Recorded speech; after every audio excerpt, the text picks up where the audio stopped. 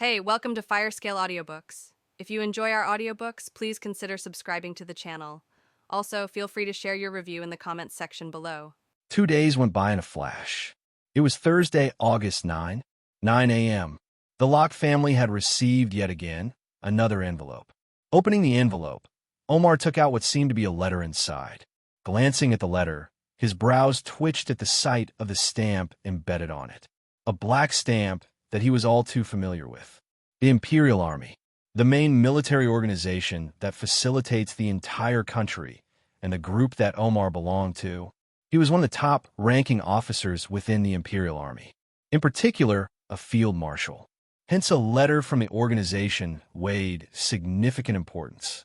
To Locke family, the Imperial Army cordially invites you to a formal banquet in honor of our esteemed supporters. The event will be held on August 10th, 2148 at 7 p.m. Your presence at this banquet would be a privilege as we celebrate the invaluable contributions of families like yours. The event will be held in La Bretagne, Vale City. And he skimmed through the rest of the contents. I see. He pinched his chin. Vale City was the main capital of the country, also where Astria Academy was located. After finding out his son's current prowess, there was no hesitation. A chance for him to show off his children to the generals and other military officers. With such thoughts, he called out loud, "Alfred!" Clank! The door abruptly opened, and out emerged a man adorning a butler uniform. "Yes, my lord." Gather the family. After Omar informed the family, they were immediately dismissed and were instructed to prepare for their departure. We just got here." Belle let out a heavy sigh as she sat face-to-face with Brandon. "Nothing we can do." Brandon shrugged. Scanning Belle's displeased face, he opened his mouth. "You don't seem eager to go." "Because I'm not," she replied decisively. "Why not? That guy will be there." Who? What kind of person was able to make the sweet Belle react this way? Frowning, Belle resolved his confusion. My vice president, Adrian Frost." "Again? Who?" "HM. You know him." He did. Adrian Frost, a major character in the novel, and the younger brother of the current strongest ranker, Lucian Frost. "Yes, the strongest third-year student, right?" "It's nepotism." Belle crossed her arms and frowned.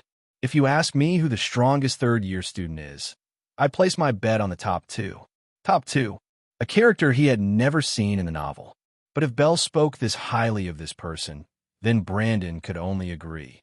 "Yeah, Amelia Constantine." "Again? Who?" "I'd like to meet this person someday then." "You'll meet her sooner than you think." "What do you mean?" Belle pinched her chin, seemingly pondering. As soon as she knew what to say, the words left her mouth. "The Constantine family. Ring any bells?" Brandon knitted his brow.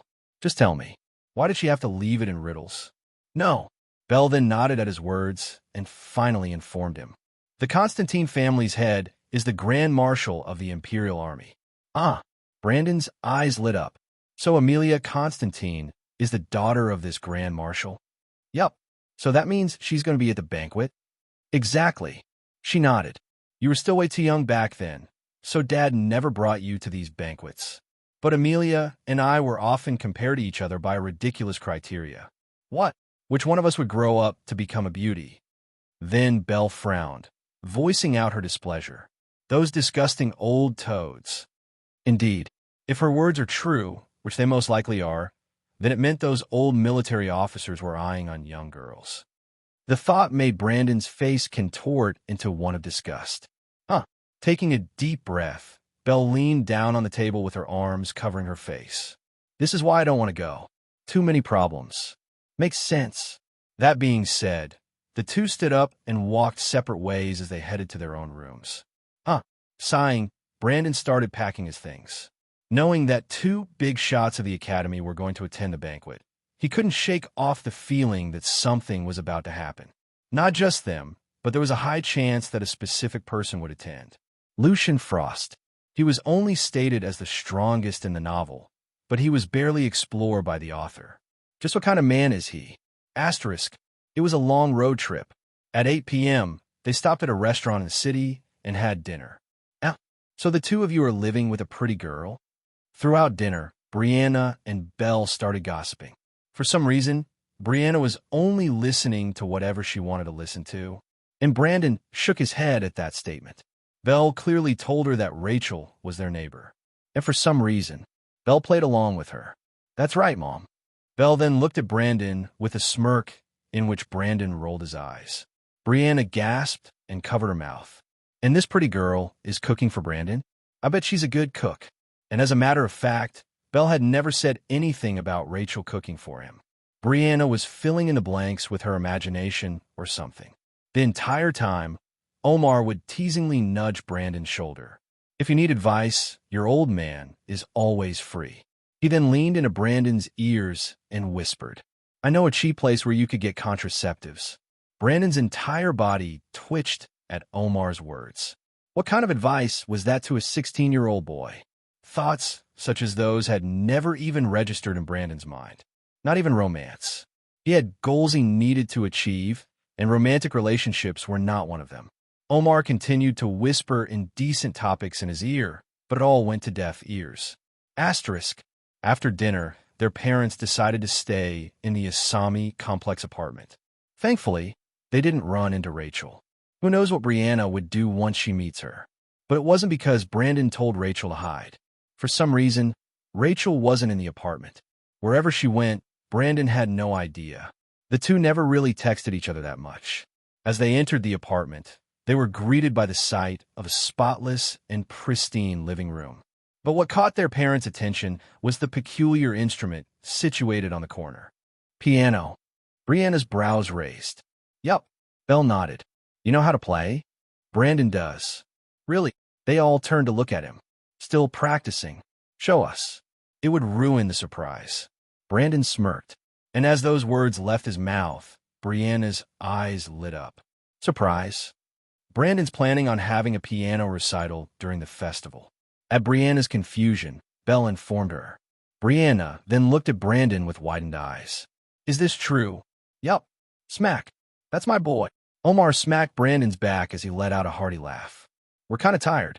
Where should your mother and I stay? You can stay in my room. Brandon answered him. I'll sleep in the living room. Noticing his courtesy, Brianna anxiously asked. Are you sure? Yes. Please make yourselves at home. Both of you are paying for this entire place anyway. Sob, sob. I've raised you. So well. Brianna started exaggerating as teardrops trickled down her cheek. That being said, their parents entered Brandon's room. Belle entered her own room as well. Time passed, and it was lights out. Laying on the couch, Brandon tried to sleep, but he couldn't. Strange muffled sounds echoed from his room. Realizing the commotion, Brandon covered his ears with a pillow. Oh, Omar, I'm calm. But no matter how much he tried to drown out the sound, it would always reach his ears somehow. What the hell? Can't believe they're at it again. And in my room, it was the same when they were back in the mansion. Inside Omar's office, strange sounds such as these echoed throughout the entire mansion. On their first day in the mansion at that. Oh my God, there's a lot. Tack, tack. Roaming the academy halls, the clicking of her heels echoed throughout the entire hallway. Her bright golden locks fluttered at each step, and she could feel several gazes follow her. Ah, it's Amelia. She's as pretty as always. The murmurs of the other student reached her ears, but she paid no heed to them as she continued to stride forward, not sparing them any glance. It was the same as usual. Growing up, she was often told how pretty she was, and she would soon grow up to become such a beauty. Nothing new. She frowned at the thought. There was more to her than her beauty, and yet it would always outshine her other perks. Her azure eyes swept the view, eventually landing on a familiar figure that stood to block her path. Amelia. We're going to the party, right? Yes. Then, Adrian paused and flashed her a slight bow. Will you give me the honor of being your escort? No. Refusing him, Amelia walked forward and left the academy without even looking back. Adrian, they knew each other for a long time. They could even consider each other as childhood friends. But for Amelia, the friendship ended when he tried to court her a while back. Too many admirers. Yet she knew all too well how shallow his feelings were. The way he looked at her as if she was some kind of prize, a trophy. Amelia shuddered at the thought. Disappointing. She clicked her tongue. Looking ahead, a white car was parked outside the academy. A man stood with a butler uniform and greeted her. Looking at her butler, she fixed her expressions and flashed him a smile. "Good evening, Richard." "Good evening, Miss Amelia." Richard opened the car's door for her. Nodding, Amelia gave her thanks. She then entered the car as it drove off shortly after. 7:21 p.m., La Bretagne venue. If I may have your attention, Field Marshal Locke has arrived, as well as his family. Pay your respects, officers. As the Locke's family name resounded across the entire hall, the previous noise and chatter immediately silenced. Tack! Everyone present stomped their feet and straightened their postures. "Welcome, Field Marshal Locke." The words were spoken loudly and in unison, and all the officers present gave a salute. From beside Brandon, Omar gave a salute and nodded back with a smile. Waving his hand down, he motioned for them to stop. At ease. And as those words left his mouth, everyone halted their salutes. The banquet hall was spacious and elegant. Long tables covered with crisp white linens stretched across the room, set with polished silverware and sparkling glasses. Chandeliers hung from the ceiling, casting a bright, warm glow over the room. The walls were adorned with flags and insignias, the significant symbols of the Imperial Army. The guests present were dressed in their finest attire. Men wore tailored suits and polished shoes, adorned with medals and insignias.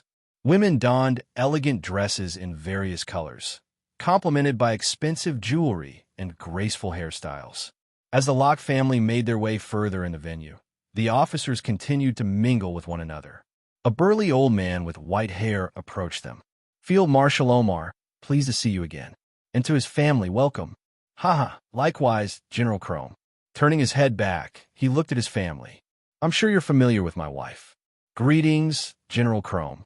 Brianna gave a light bow and greeted the man. "Greetings as well, Lady Brianna."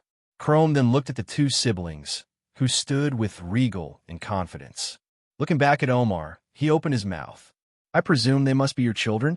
"That's right." Omar nodded with a smile. "Allow me to introduce you." He then motioned his hand and introduced the young lady. "This is Belle. You may have seen her a couple years back." Belle stepped forward beside her father and gave Crome a smile of her own. "Greetings, General Crome." With a hearty laugh, Crome waved his hand down. "Haha, at ease, Lady Belle." She adorned a graceful white dress which accentuated all her curves, a pair of gold dangling earrings on both her ears, and makeup to finish her look. Most of the guests present were completely entranced by her beauty, and she could as well feel their gazes. Crome then looked at Omar and pursed his lips. "Belle's grown up to be a fine woman. I remember the little girl, always hiding behind your back during these parties. She's my daughter after all." Omar then frowned and motioned his hand in front of Belle. "Now don't get any funny ideas, Crome. I've known you for over 23 years. Stay away from my daughter." Belle's brows twitched at the sight.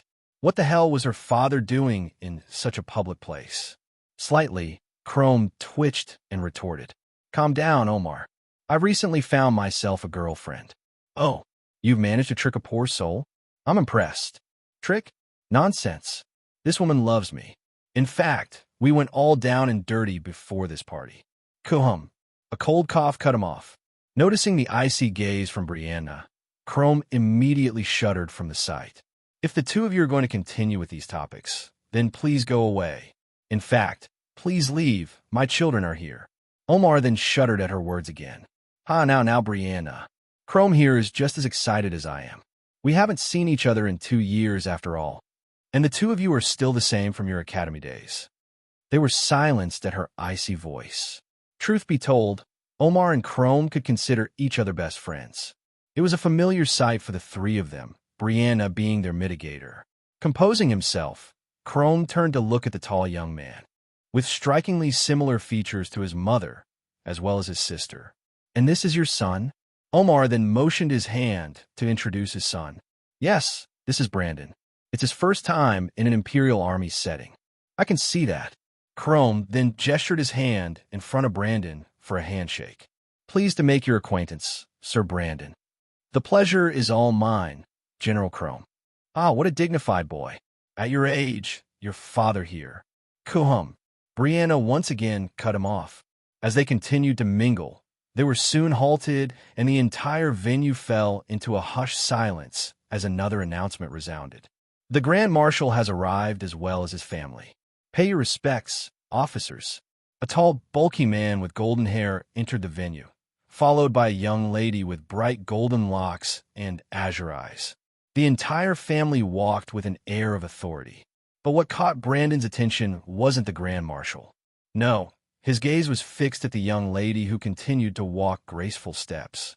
Her azure eyes continued to sweep the view, slightly bowing and smiling at the guests that would greet her. The image of the young lady who had just arrived was deeply imprinted in Brandon's mind. She was familiar. He had definitely seen her before. He had not met her, not even once. But the sight of her left him with wide, open eyes. I see Amelia has arrived. Belle scanned the Grand Marshal's family as well. Brandon was transfixed, and his eyes continued to follow Amelia's figure. She adorned a graceful golden dress, etched with all kinds of silverware jewelry. Her hair fluttered at each step she took as all eyes seemed to follow her. The entire room was completely captivated at the sight of Amelia. Brandon was no exception, but for a different reason. There was not a hint of doubt in his eyes. Amelia Constantine was the woman from the visions. Lady Amelia, I'd like to introduce you to my son, Wesley. Always as beautiful as ever, Lady Amelia. Lady Amelia, if you would spare us a little bit of your time. As soon as her parents separated from her, several military officers would approach, bringing their children along to introduce themselves. And each time she would decline their offer as kind as she could. She was sick of it. All she wanted to do was walk towards her only friend at the party, Belle. But she would always be halted by the officers. She couldn't be rude to them as much as she wanted to. As the daughter of Albert Constantine, the Grand Marshal, she had to exhibit proper decorum. Thank you for your kind offer, but I'd have to ask my father first. Those are the magic words she'd often use for the officers to back down. She knew what they were up to climb the ranks of the Imperial Army in a cheap way, getting on her good side. But for some reason, there's no need for that, Lady Amelia. Just a brief conversation is all I ask for. Her words didn't reach the officer, and he crossed the line. No, a flat-out refusal. There was no other option. Just like that, she continued to walk towards her friend. Her familiar long, pale white hair came into view, and what stood beside her was a tall man with strikingly similar features as Belle. But yet again, Lady Amelia, thank you. I will get back to you shortly after the banquet. She halted the officer's son's words before he could even finish, not paying a single glance at his dejected look. Annoying is all she could describe the entire ordeal. All of them. They were only after her looks and her status. All they could ever see was the Constantine blood running through her veins. Not Amelia, the 18-year-old girl who had only wanted someone to see her for true self. Not her status, not her looks, not her wealth, just Amelia. Despite being ranked as the second strongest third-year student, none could see how much effort she put into herself. It only makes sense since she's the Grand Marshal's daughter. That's because she's a Constantine. Second, maybe it's because she's a woman. And in the end, the first rank was given to a man due to nepotism. She was more than just the Grand Marshal's daughter. Why were efforts always invalidated? She even had a special affinity, but it was looked down upon since it wasn't as flashy as the others. The thought made her clench her fist. As she breathed out a small sigh, she had finally made it to Belle. Amelia, glad to see you. You too, Belle. This party sucks. Tell me about it. I've been hit on 13 times.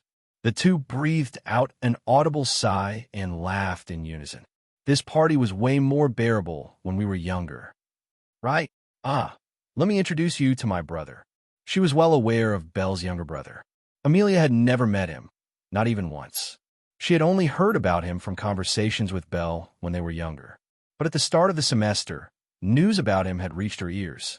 The young man stepped forward at Belle's call, and he gave her a light bow. Pleased to meet you, Amelia. My name is Brandon Locke. Frowning, Belle nudged his elbow. Formalities. At the sight of the two siblings, Amelia pressed her lips with her hand and stifled a laugh. Haha, you two seem close. Please don't mind him, Amelia. Amelia waved her hand down to calm Belle. It's fine, Belle. I'd rather have him call me Amelia, without the formalities. If you say so. Belle's expressions contorted to a defeated look. Changing the topic, Belle looked at Amelia and pursed her lips. That aside, have you received the documents? Yeah, I didn't plan on accepting it first since Adrian presented it. But when I saw your signature, I guess I had to do my friend a favor. Thanks, I couldn't think of anyone more fitting for the job other than you. Belle then looked at Brandon, who looked at her back. Don't worry, this guy will be working under you, so you can use him as you please to lighten your load. Really? Brandon then nodded and opened his mouth. Yes, I didn't know the head would be you, but it'll be a pleasure working with you. He then extended his hand and gestured for a handshake. Amelia took the offer and they shook hands. Likewise, Brandon. As she looked at his expressions, she felt something off. The way he looked at her, it wasn't like the look she was used to. The way others would look at her, as if they were snakes trying to snag a trophy. No, the way Brandon looked at her made him seem as if he was afraid? Wary? Why was he wary of her when they had just met? It was quite peculiar, and it was something she was not used to. She felt uncomfortable under his gaze. Just what was on his mind to be looking at her with such expressions? But it seemed like Belle didn't notice as she playfully nudged at his elbow yet again. Belle leaned close to Brandon and whispered something, but failing to do so as Amelia was able to hear it. You're staring at Amelia quite a lot. She then smirked, as if Amelia couldn't see it. She's out of your league, little brother. Amelia rolled her eyes as she heard that. What the hell was Belle even talking about? The two's hands then departed from the handshake. Belle rubbed her elbows and turned her head to look towards a specific entrance with tall windows. Anyway, why don't we all head out the balcony? This place feels kind of stuffy. Agreed. Amelia nodded. The three then beckoned towards the balcony, but were immediately halted as another familiar announcement resounded. Attention! Field Marshal Frost has arrived, as well as his family. Pay your respects, officers. All heads flicked towards the venue's entrance, and out emerged a short-framed man with light blue hair. Behind him followed a tall man with light blue hair and blue eyes. Brandon looked at the two girls behind him. Scanning, their expressions were fixed into one of disgust. So that's him, huh? And it was then when a sudden pressure bore down on everyone present. It's him. Another figure emerged from the entrance. Walking calm steps, he followed the two men in front of him. With similar small stature as the field marshal, his light blue hair waved at every step he took. His cold blue eyes seemed detached as his expressions displayed visible confidence. The entire venue was filled with powerful military officers. But under the presence of the newcomer, they seemed to pale in comparison. His image was deeply imprinted in Brandon's mind, sending shivers down his spine. Not just him, but the two women beside him seemed to shudder at the sight of the man. Brandon's gaze was fixed on him, and for a brief second, he felt as if the man stared right back at him. The hairs on the back of his neck stood on end. Goosebumps. The man was a fixed distance away from them. He didn't look at the other officers, yet he met Brandon's gaze. Lucian Frost, the strongest ranker, had finally made his appearance. In the presence of his brother, Adrian was once again outshined. Sir Lucian, my family would like to thank you for your service. If there's a possibility, can I arrange a meeting with you, Sir Lucian?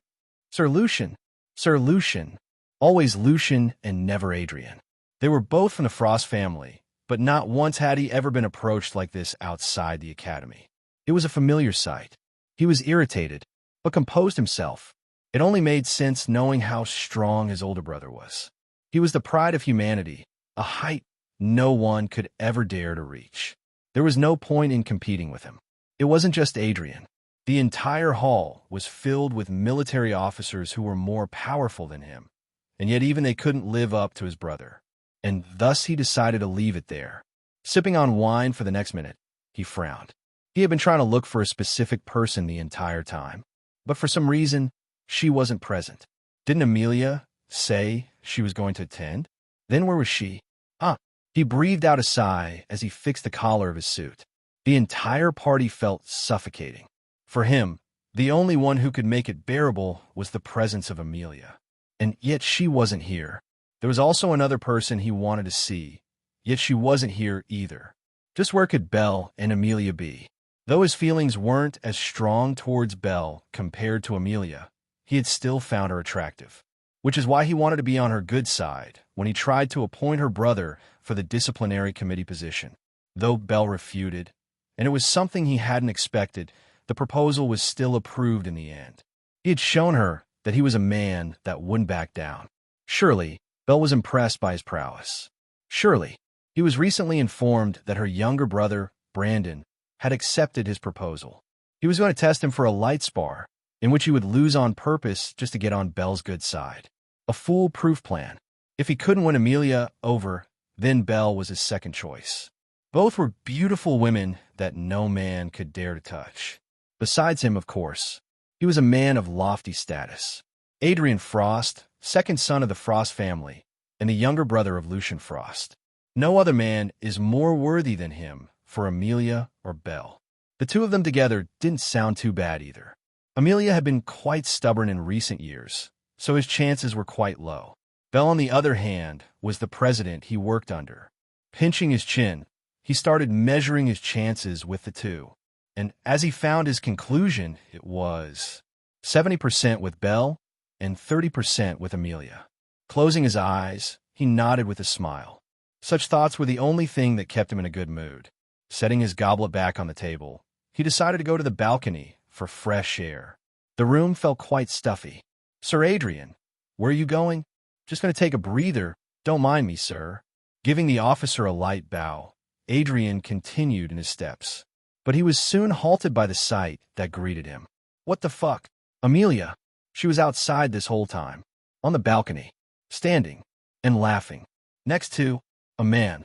A sudden rage boiled within Adrian. Amelia had never laughed like that whenever she was with him. So who? Who the fuck is that man standing right beside my Amelia? A sudden ringing sound echoed in his ear. All the sounds were drowned out as a vein popped in his forehead. Step. He walked heavy steps as headed towards the balcony's entrance. Slam! The door slammed open, and he immediately caught their attention as their heads turned towards him. Amelia called out to him, but it all went to deaf ears as he continued to walk towards the man with pale white hair. The man tilted his head, perplexed by Adrian's sudden appearance. "Adrian, what are you?" "Quiet." He then gripped the man's collar tightly. Staring into his ice-blue eyes, he voiced out his disdain. "Who the fuck are you?" Adrian let go of high. "I said quiet. How could you let a guy like this, uck?" A sudden pressure bore down on him, but as he looked at the man, it seemed like it didn't come from him, evident by his confused expression. No, it came from Amelia. "Leave now." "Amelia, why?" He then looked back at the man, who continued to look puzzled. "What does he have it I don't?" "Leave." But Adrian didn't stand down. The man in front of him, he looked familiar, but the rage engulfed his mind to comprehend just who he was. Ignoring Amelia, he looked back at the man. Gripping his collar tightly, he frowned. "Who are you? Whose son even are you, Ock?" Another pressure bore down on him. With two pressures on him, he fell on one knee. "Who the fuck?"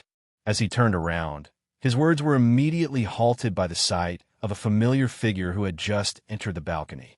Her long pale white hair was brushed in an elegant hairstyle as her ice-blue gaze was fixed on him. She was as beautiful as he remembered, and her brows were knitted tightly. He could sense the rage coming from her. Both of the women he was eyeing on, they were furious at him, furious for the sake of the man that stood before him. Just who was he for them to react this way? But it was then when he looked back at the man and realized something. His eyes widened. "You." The man tilted his head. "Can you let go of me now?" "You're Brandon Locke." "Yes." And as his suspicions were confirmed, he looked up at Brandon. The pressure dissipated and he got up.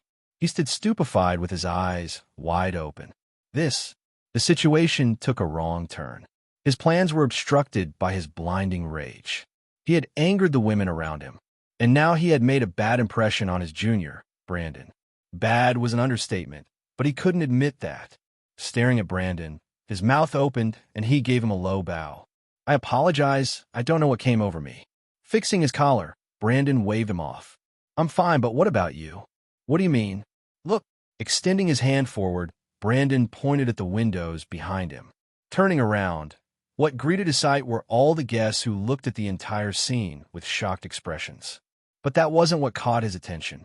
A sudden chill ran down his spine. Just near the window, his brother, Lucian, looked at him with a cold gaze as his face darkened. Others might not have noticed the sudden change in Lucian's expressions, but Adrian could. His brother's usual indifferent expression was nowhere to be seen.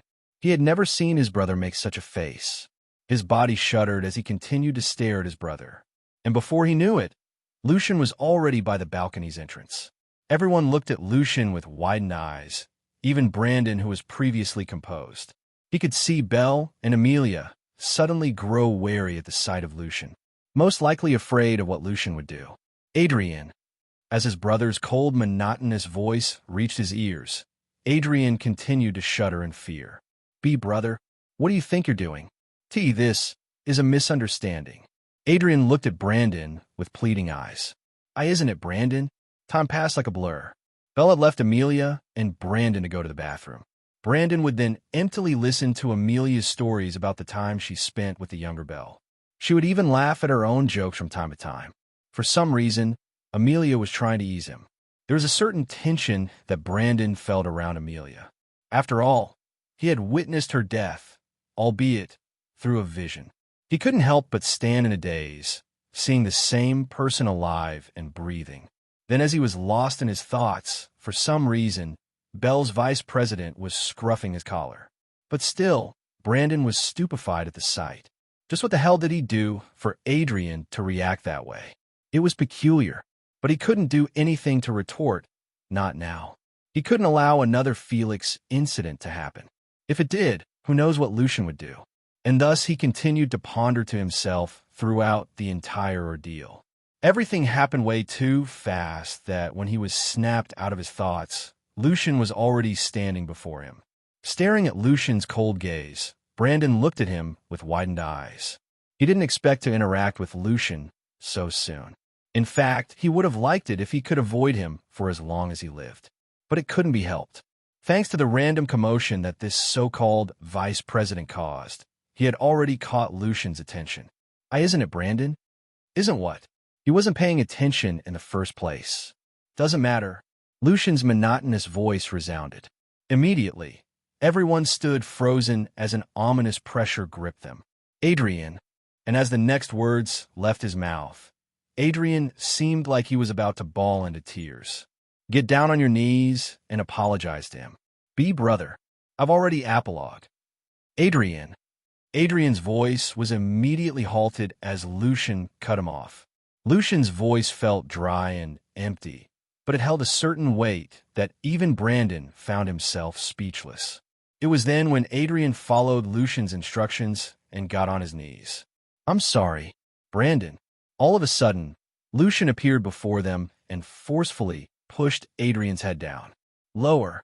Lucian bowed before Brandon as well and opened his mouth. I apologize as well for my brother's behavior.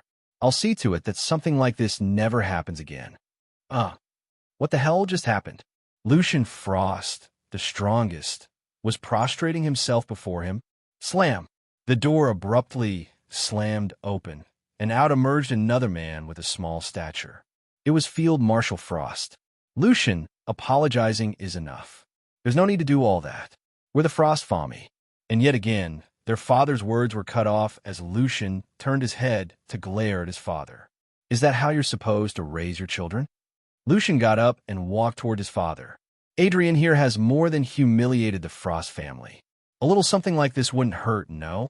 Lucian, I don't know why you're reacting this way, but silence, Field Marshal Frost. Despite being of the same height as his father, it felt like Lucian was towering over him. No, everyone. Was this what it means to be the strongest? You seem to have forgotten your place. That man over there, Lucian pointed towards Brandon's direction, is the son of Field Marshal Locke, the same rank as you. He glared coldly at his father and continued. But unlike you, Field Marshal Locke was handfully picked as the Grand Marshal's right hand. Is that true? Lucian placed his hand on his father's shoulder. Leaning close to him, he whispered in his father's ear, "Unlike you, who had only climbed the ranks due to my standing, Field Marshal Locke actually attends the meetings. Go home. My presence here is enough. Step." As he finished his words, Lucian calmly walked away as if nothing had ever happened. Speechless. Everyone was utterly speechless, unable to do or say a thing to Lucian. Adrian then got up and brushed the dust off his clothes. "Sorry you had to see me like this, Brandon. I hope to show you a better side of myself back at the academy." He walked towards his father and placed his arm on his shoulder. "If you'll excuse us, we'll be going now." "Why?" But Brandon's words reached no one as he stared at the father and sons departing back. It was all a mess. And now, he had grabbed all the officers in the room's attention. They looked at Brandon as they spoke to one another. Brandon couldn't hear them since they were on the other side of the room. "You okay?" Belle approached him and placed her hand on his shoulder. "Yeah, just confused. I don't blame you." Amelia spoke from the side as she leaned on the railing. "I've seen Sir Lucian a couple of times as a child. Not once had he ever acted that way, despite Adrian's personality.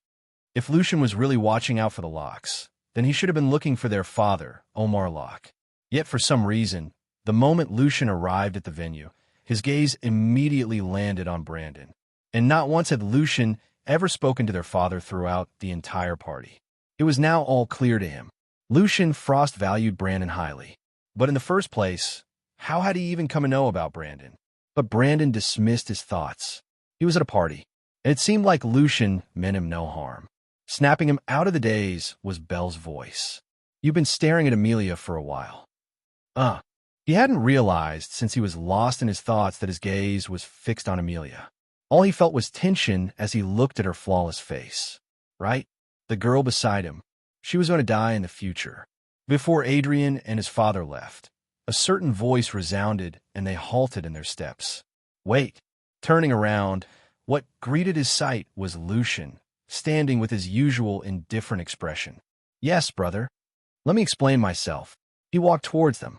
Alternating his gaze between his younger brother and father, he opened his mouth. "Brandon Locke and I share a mutual acquaintance, and this acquaintance of mine values him highly."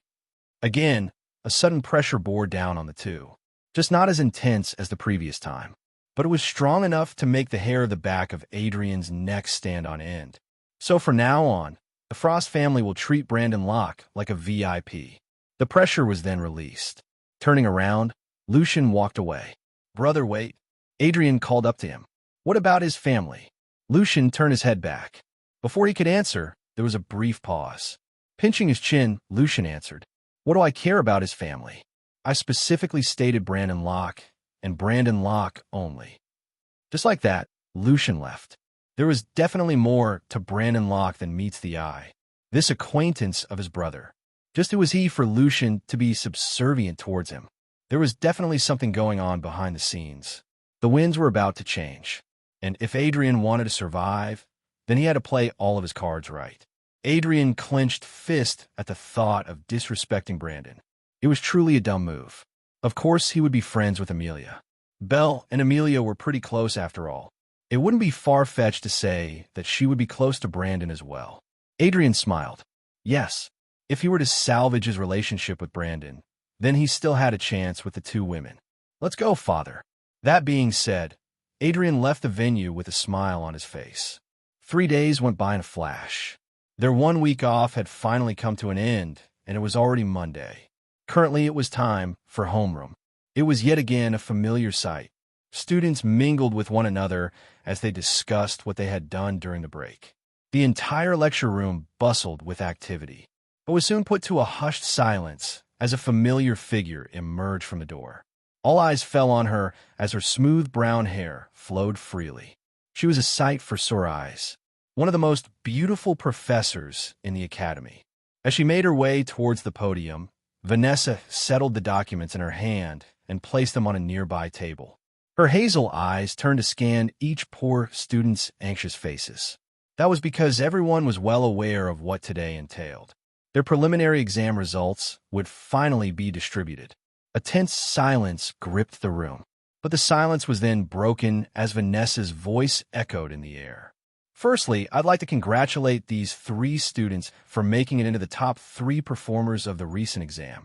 She extended her hand and clicked on the white circular device on the podium. Click! All of a sudden, a blue hologram frame materialized itself behind her. On it displayed a familiar face, one that Brandon knew all too well. Brandon Locke. Score: 800 out of 800. Placed first. Brandon's eyes widened at the sight, but soon contorted it back to his usual expression. It was expected. If he didn't get a perfect score, then his skill was a load of bull. Technically, it wasn't cheating. He still had to read the books after all, but with the assistance of accelerated cognition. Right? It wasn't cheating. Of course not. Definitely. Whoa, a perfect score? That's crazy. He's not just strong and handsome, he's smart. I'm so jealous. Brandon's face twitched hearing the comments of his fellow classmates. Congrats. Raven's voice reached him from the side. Turning his head to look at him, he returned the gesture. You too. Thanks. After all, Raven Blackheart. Score: 799 out of 800. Placed second. One mistake. Raven could only sigh at his blunder. It was because I ran out of time. It's just prelims. You might top midterms. Brandon then turned back and his eyes met with a familiar dark crimson gaze. Pursing his lips, he flashed her a nonchalant smile. Congrats to you too. Rachel smiled back at him. A perfect score is crazy though. I don't think I can compete with that. Her shoulders slumped down. Rachel Asami. Score: 772 out of 800. Placed fourth. And for the rest of their friends, Sarah Ori. Score: 797 out of 800. Placed third. Amy Ashfield. Score: 745 out of 800. Placed fifth. Claire Victoria. Score: 688 out of 800. Placed 11th. Reinhard Van. Score: 578 out of 800. Placed 220th. Damn it, my allowance is going to get cut off because of this. Should have studied harder. I wish I was as smart as Brandon. The students continued to voice out their frustrations, while some would actively praise the top scorer. I did not cheat. Brandon kept telling himself that. Nope, definitely not. The room was once again silenced as Vanessa clapped her hands. Clap, clap, immediately gathering everyone's attention. The Foundation Festival is right around the corner. All of you will be given the right to suggest the events you would like to happen during the festival and the events you plan on participating in. Brandon was well aware of the possible events that would happen. After all, it was one of the perks he had for being the student council president's younger brother. Belle was the type to discuss her duties with him. Each class will have their own booths. You will all work together in doing so. There will be a ranking held for the class that accumulates the most income. I'd like for someone to step up as the leader. As soon as the word leader left her mouth, for some reason, all eyes fell on Brandon. Since when had he become such a figure for the class to immediately see him as the leader? Sure, he was ranked first in every category, but that didn't mean he had the qualities fitting for a leader. In the first place, he was quite the introvert. He had 0 experiences in leading a class as well. Someone like Raven would qualify better than him. Brandon, come here. His fears were soon realized as Vanessa instructed him to step into the podium. Can I refuse? No. What the hell? There's no getting out of it. He then stood up hesitantly and walked down the flight of stairs. Stepping into the podium, he looked at each and every one of his classmates' faces. His social anxiety started acting up. Sure, he had met several important figures, even meeting with a CEO once. But he was only able to compose himself after some preparations.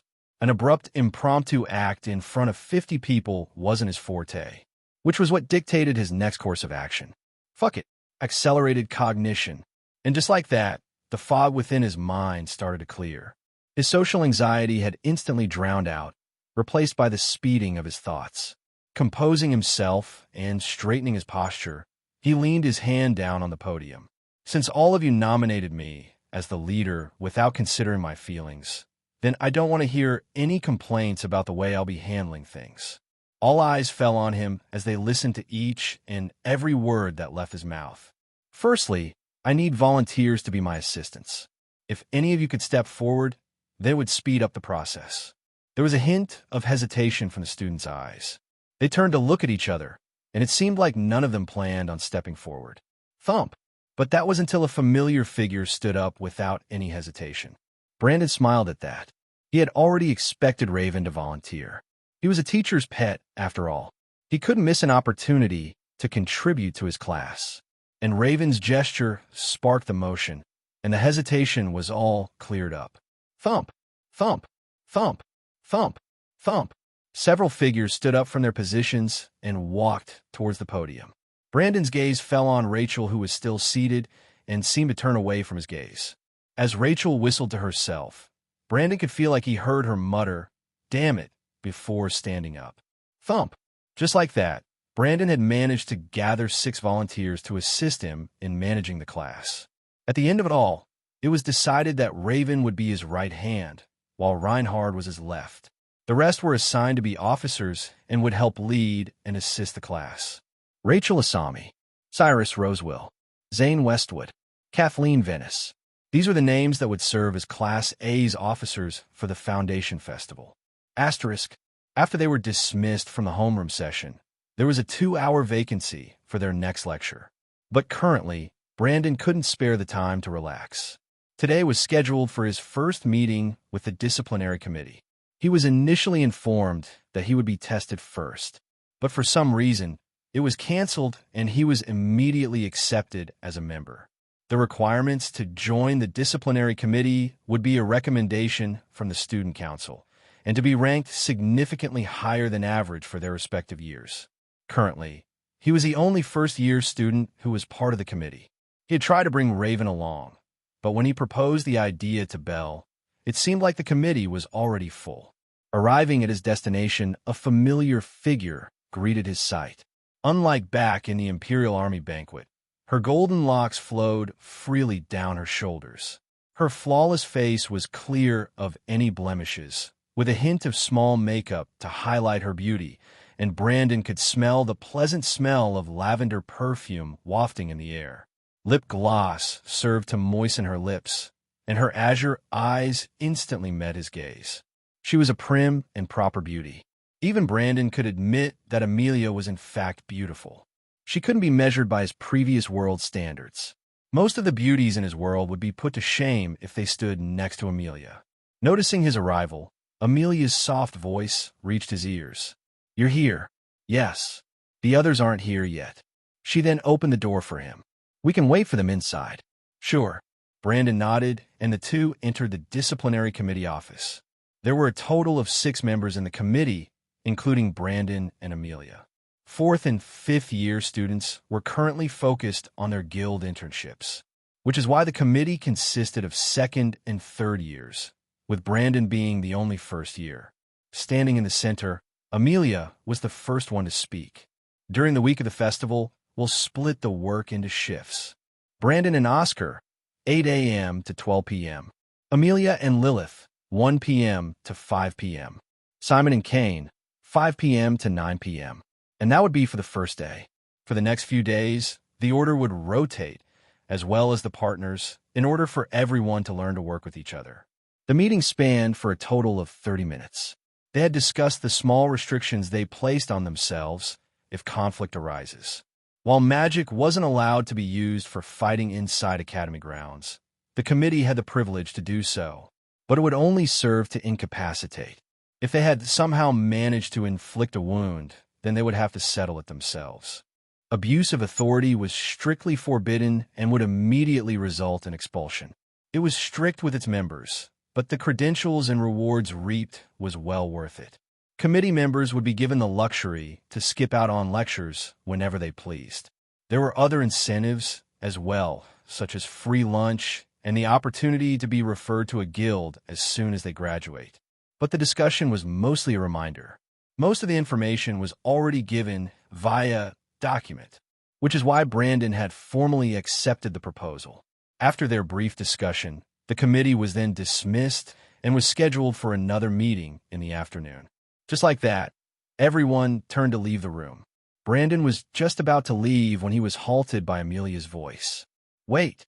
Turning around, Brandon tilted his head. Yes. I wanted to ask this for a while now." Brandon closed the door and sat back down on the couch. Locking gaze with him, her lips pulled up. "Before that, care for some hot cocoa?" "Okay." Asterisk. Setting down the mug, Brandon sat face to face with Amelia. He couldn't fathom just what Amelia wanted to talk about. Slurp. And as Amelia finished sipping, she placed the mug down as well. Looking at him, she licked the residue off her lips before opening her mouth. "I only want things to be clear with you since you're my best friend's younger brother." She paused and looked at him intensely. Where was this conversation going? "But be honest, Brandon. Do you have a problem with me?" "What? What was she talking about?" Tilting his head, Brandon asked. Why do you think so? I might be jumping into conclusions here. But back during the party, and now as well. You look at me as if you've seen a ghost." He thought he was being subtle about it. The tension he felt. Raven didn't seem to notice it when they met up. But for some reason, Amelia was able to notice. He laughed. And Amelia skeptically tilted her head. Clearing his throat, Brandon spoke up. "I don't know what all of this is about. You're just overanalyzing things, Amelia." "Yeah. Don't you think you're just paying too much attention to me?" This was the only thing he could do. To fluster Amelia and to divert the topic away. He couldn't tell her that he witnessed her death in a vision. Amelia sipped on her mug, seemingly unable to reply. Swallowing, she pursed her lips. "So, is it all a misunderstanding?" "Yes. It worked. Is it all cleared up now?" "I guess so. If that's all, I'll be going now." "Sure." At her approval, Brandon got up and started walking towards the door.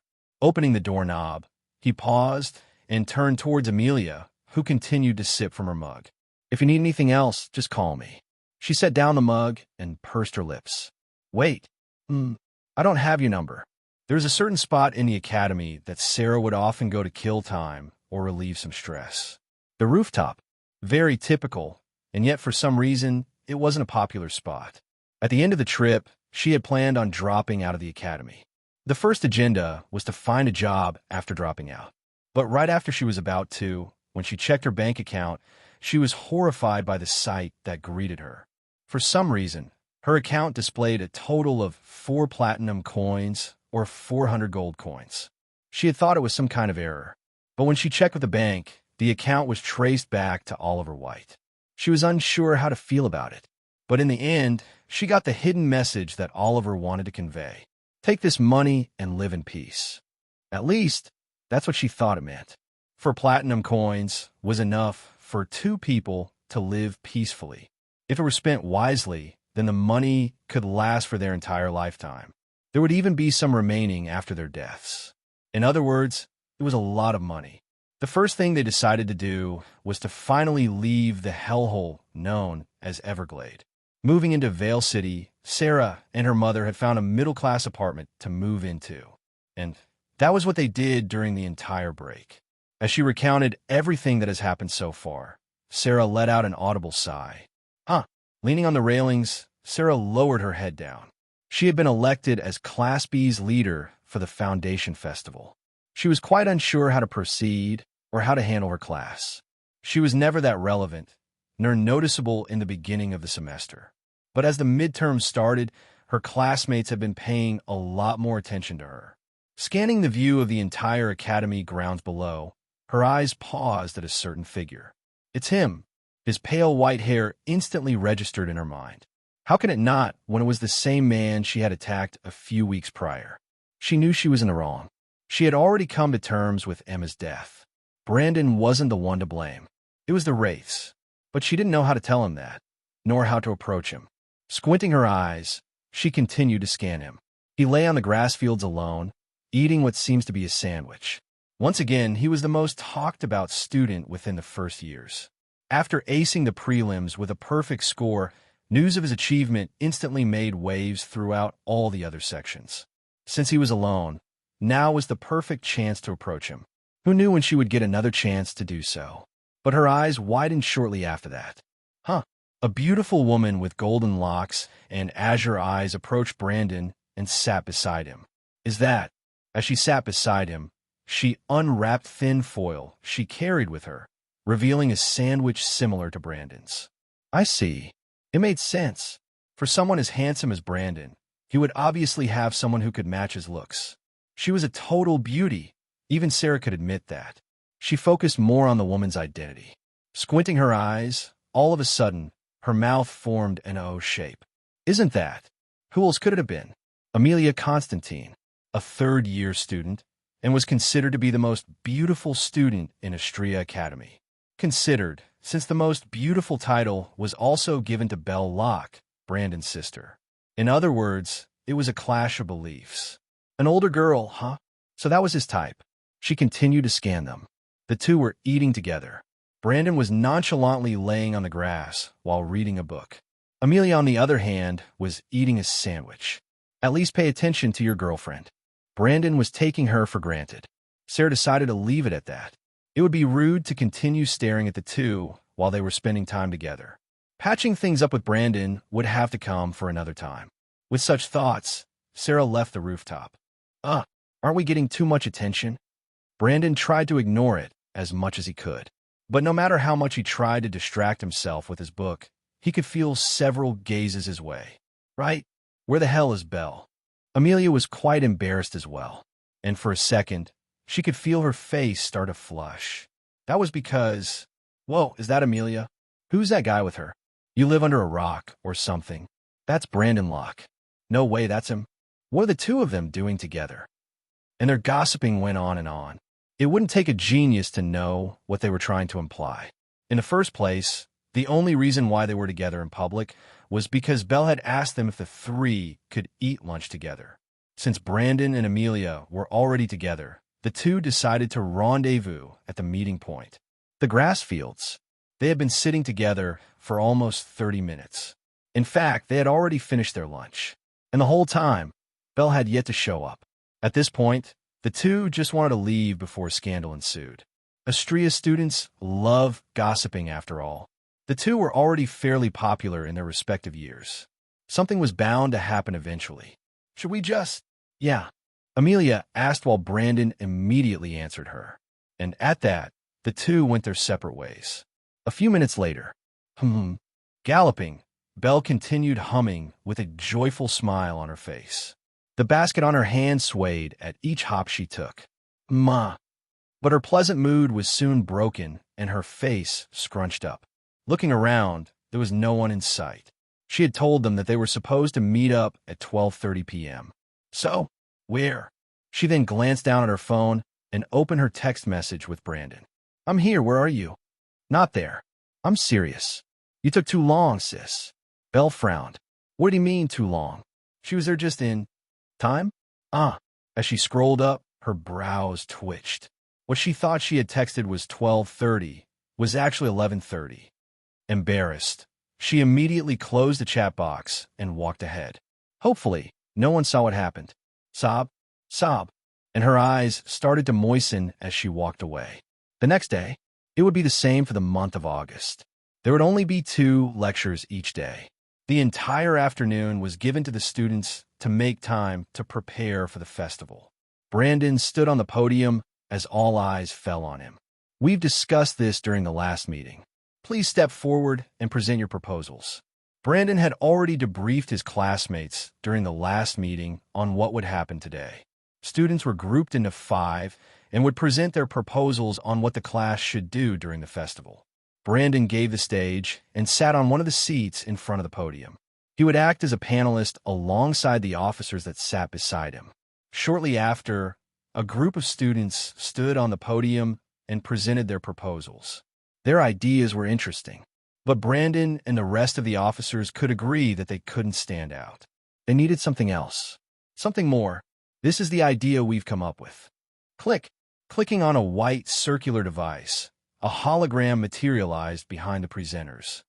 It was a PowerPoint presentation. We'd like to propose a maid cafe. It was a common idea, nothing special, but with a twist. The main attraction will be, however, As the next slide switched, multiple gasps resounded in the lecture room. Ta-da! The slide presented the title screen, Maid Cafe. But that wasn't what caught everyone's attention. There was an image of a figure that stood behind the title screen. His pale white hair came into view as his ice blue eyes lit up. A faint blush was visible in his cheek, and he adorned a maid uniform. It was an image of Brandon wearing a maid uniform. What the fuck? Brandon cursed under his breath. And it was at that moment when everyone's eyes widened in shock. The same went for Brandon, and a chill ran down his spine. His brows twitched, and he felt like wanting to leave the room in that instant. Turning his head to the side, Rachel's eyes lit up as she covered her mouth. Oh my! And from the other side, a strange sound escaped from Raven's mouth. Brandon blankly stared at the ceiling with his mouth agape.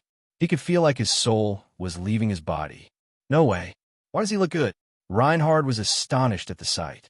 Brandon could see Reinhard's face flush a slight beet red. He looks prettier than me. Smash. Not would, not will, but did. Composing himself, Brandon gathered his thoughts. Frowning, his mouth parted open. Reject. Accepted. Before he could finish, Rachel interjected and flashed him a thumbs up. Accepted. Accepted. And the rest followed her example. All odds were against Brandon. It was a 1-6 difference, an overwhelming defeat. And since the rules were set by him, the idea was final. Class A would establish a maid cafe, with Brandon as its main attraction. And to his horror, the presenters continued as he realized they were walking towards him. Actually, we've brought a prototype. Oh no! And thus Brandon tried to stand up, to get away, far away from everyone. Everyone, everything. This is a mistake. But before he could stand up, his body was pushed down back on the chair. Looking up, Raven and Reinhard had both of their hands on his shoulders. He tried to move, but it was to no avail. A sudden chill ran down Brandon's spine as he looked at their eyes.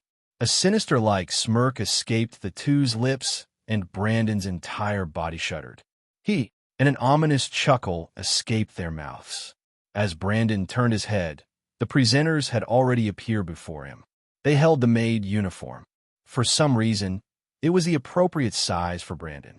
Stay still, class leader. It'll be quick and painless. Just like Reinhard and Raven, the presenters had a sinister smirk marred on their faces. Hold him. No, no, no, no. Asterisk. Brandon stood on the podium. His eyes were detached, and there were barely any signs of life from him. It's even better in person. Why does it actually suit him? I've tried made uniforms myself, but he looks much better than me with it. He's so pretty. Comments and praises about his current appearance continued to ring in the air. Brandon tried to not notice it, but some of his male classmates definitely had a nosebleed. His arms were raised wide open, with Raven and Reinhard on both sides holding him. Squinting her eyes and inching her chin, Rachel thoroughly scanned Brandon. Nodding to herself, she pursed her lips. This could be a hit. Yes. With this, we could definitely reach first place. Cyrus, Rosewell chimed in from beside Rachel. The officers continued to nod as they stared at the half-dead Brandon. Someone take my picture. Click. Realizing that they were taking pictures with Brandon, Raven had a sudden idea. One that made Brandon shudder in fear. We could offer this kind of service as well. A photo opportunity with Brandonella.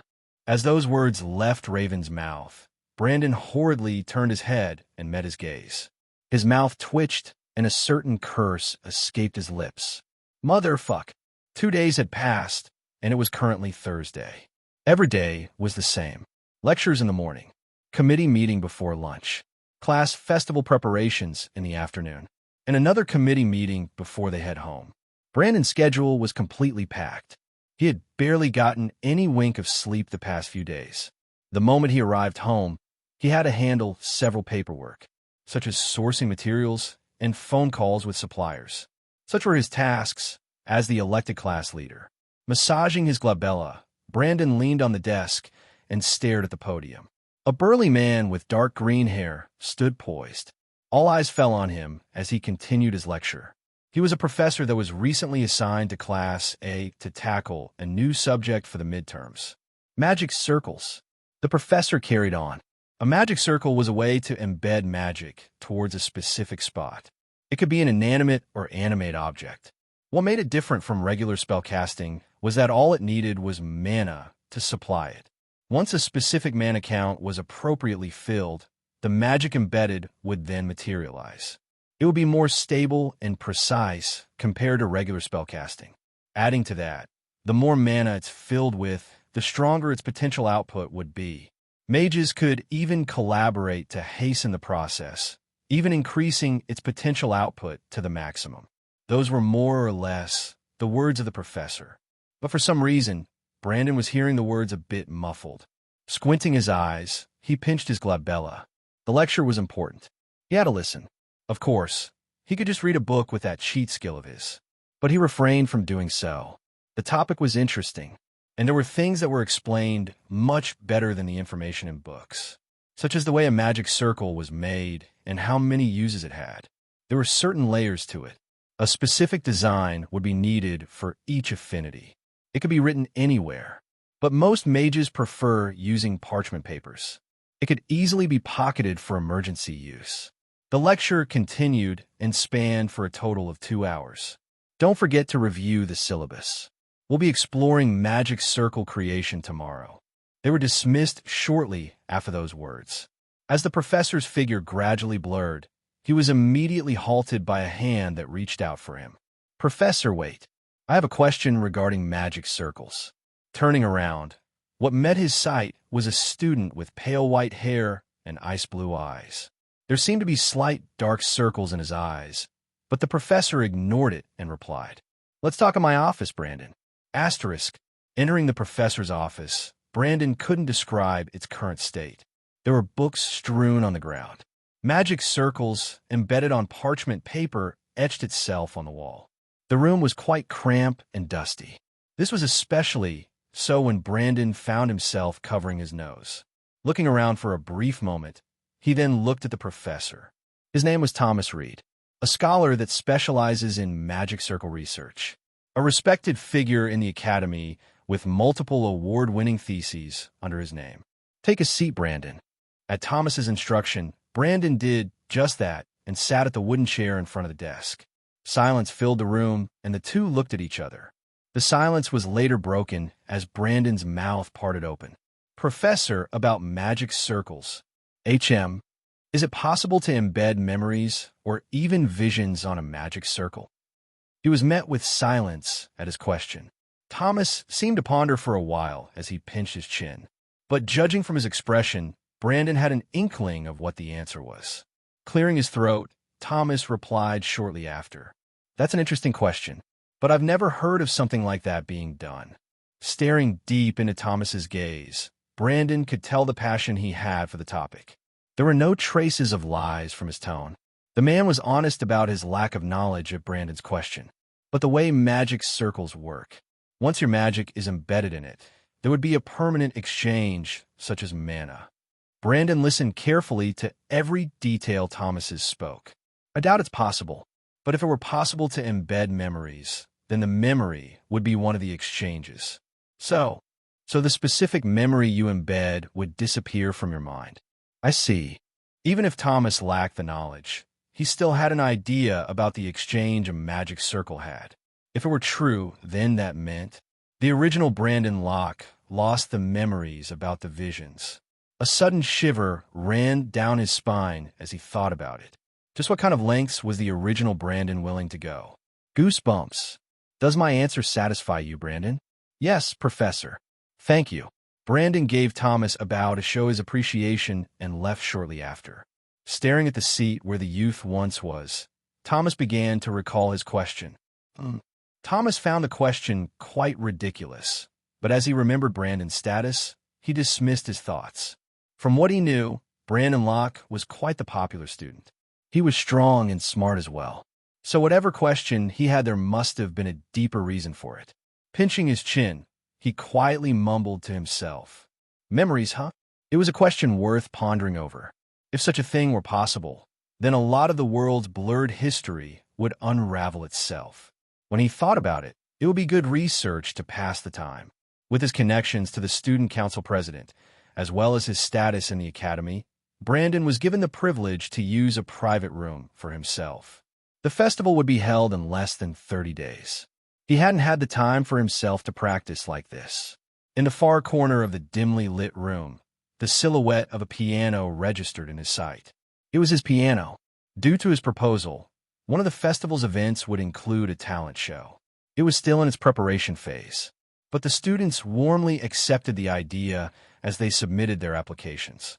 Brandon was one participant of the talent show. Walking towards the piano, his fingers traced its ivory surface.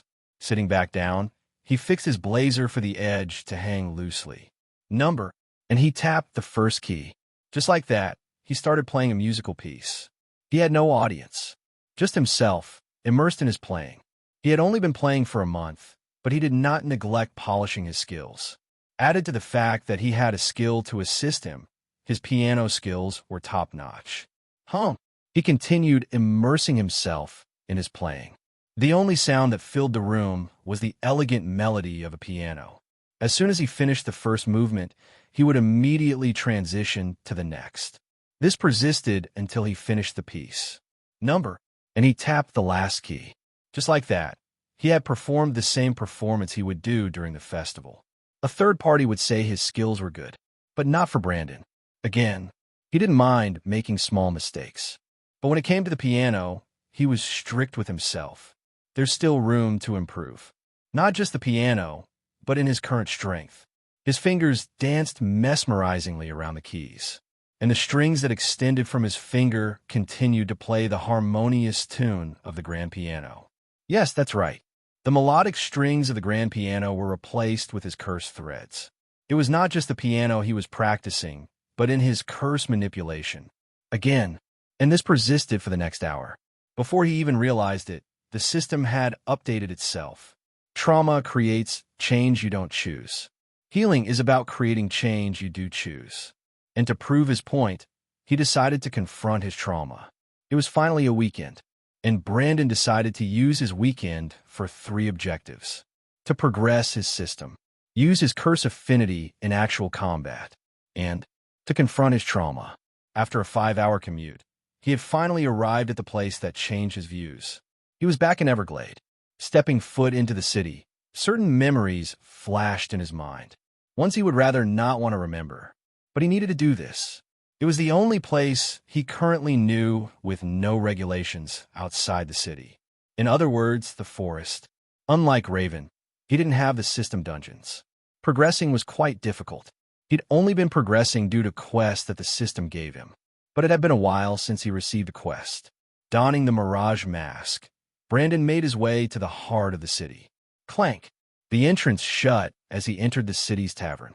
The putrid scent of alcohol immediately registered in his nose. Dim light from the hearth flickered. Wooden tables and benches filled the room. People sat drinking, talking quietly, or staring into the fire. A few meters away from the entrance, a bartender stood. Behind him were alcohol bottles, and he was currently wiping a wooden mug with a towel. Adorning a blazer, Brandon walked calm steps towards the bartender. The tip of the blazer fluttered at each step he took. His appearance instantly grabbed the attention of everyone in the room as all eyes fell on him. Taking a seat, the bartender spared him no glance as he continued wiping the mug. Cohum.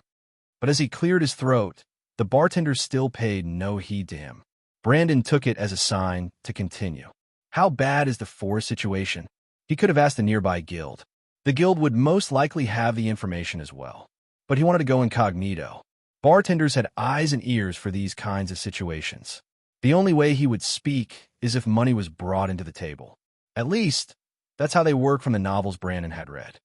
To his surprise, the same cliché was happening right in front of him. The bartender outright ignored him. Typical bartender, he muttered under his breath. He could see the bartender's brows twitch slightly. Let me ask again. Clink. Flipping a silver coin, as soon as it landed on the table, the bartender's eyes briefly darted. So he wanted more. Clink. Another silver coin. But it was only enough for the bartender to meet his gaze. Clink. Sorry, sir. Didn't notice you. Anything you would like to order? Brandon's brows twitched slightly. The bartender was way too greedy. I need information. Information? Unfortunately, that drink isn't on the menu. Clink. What do you want to know? Too greedy.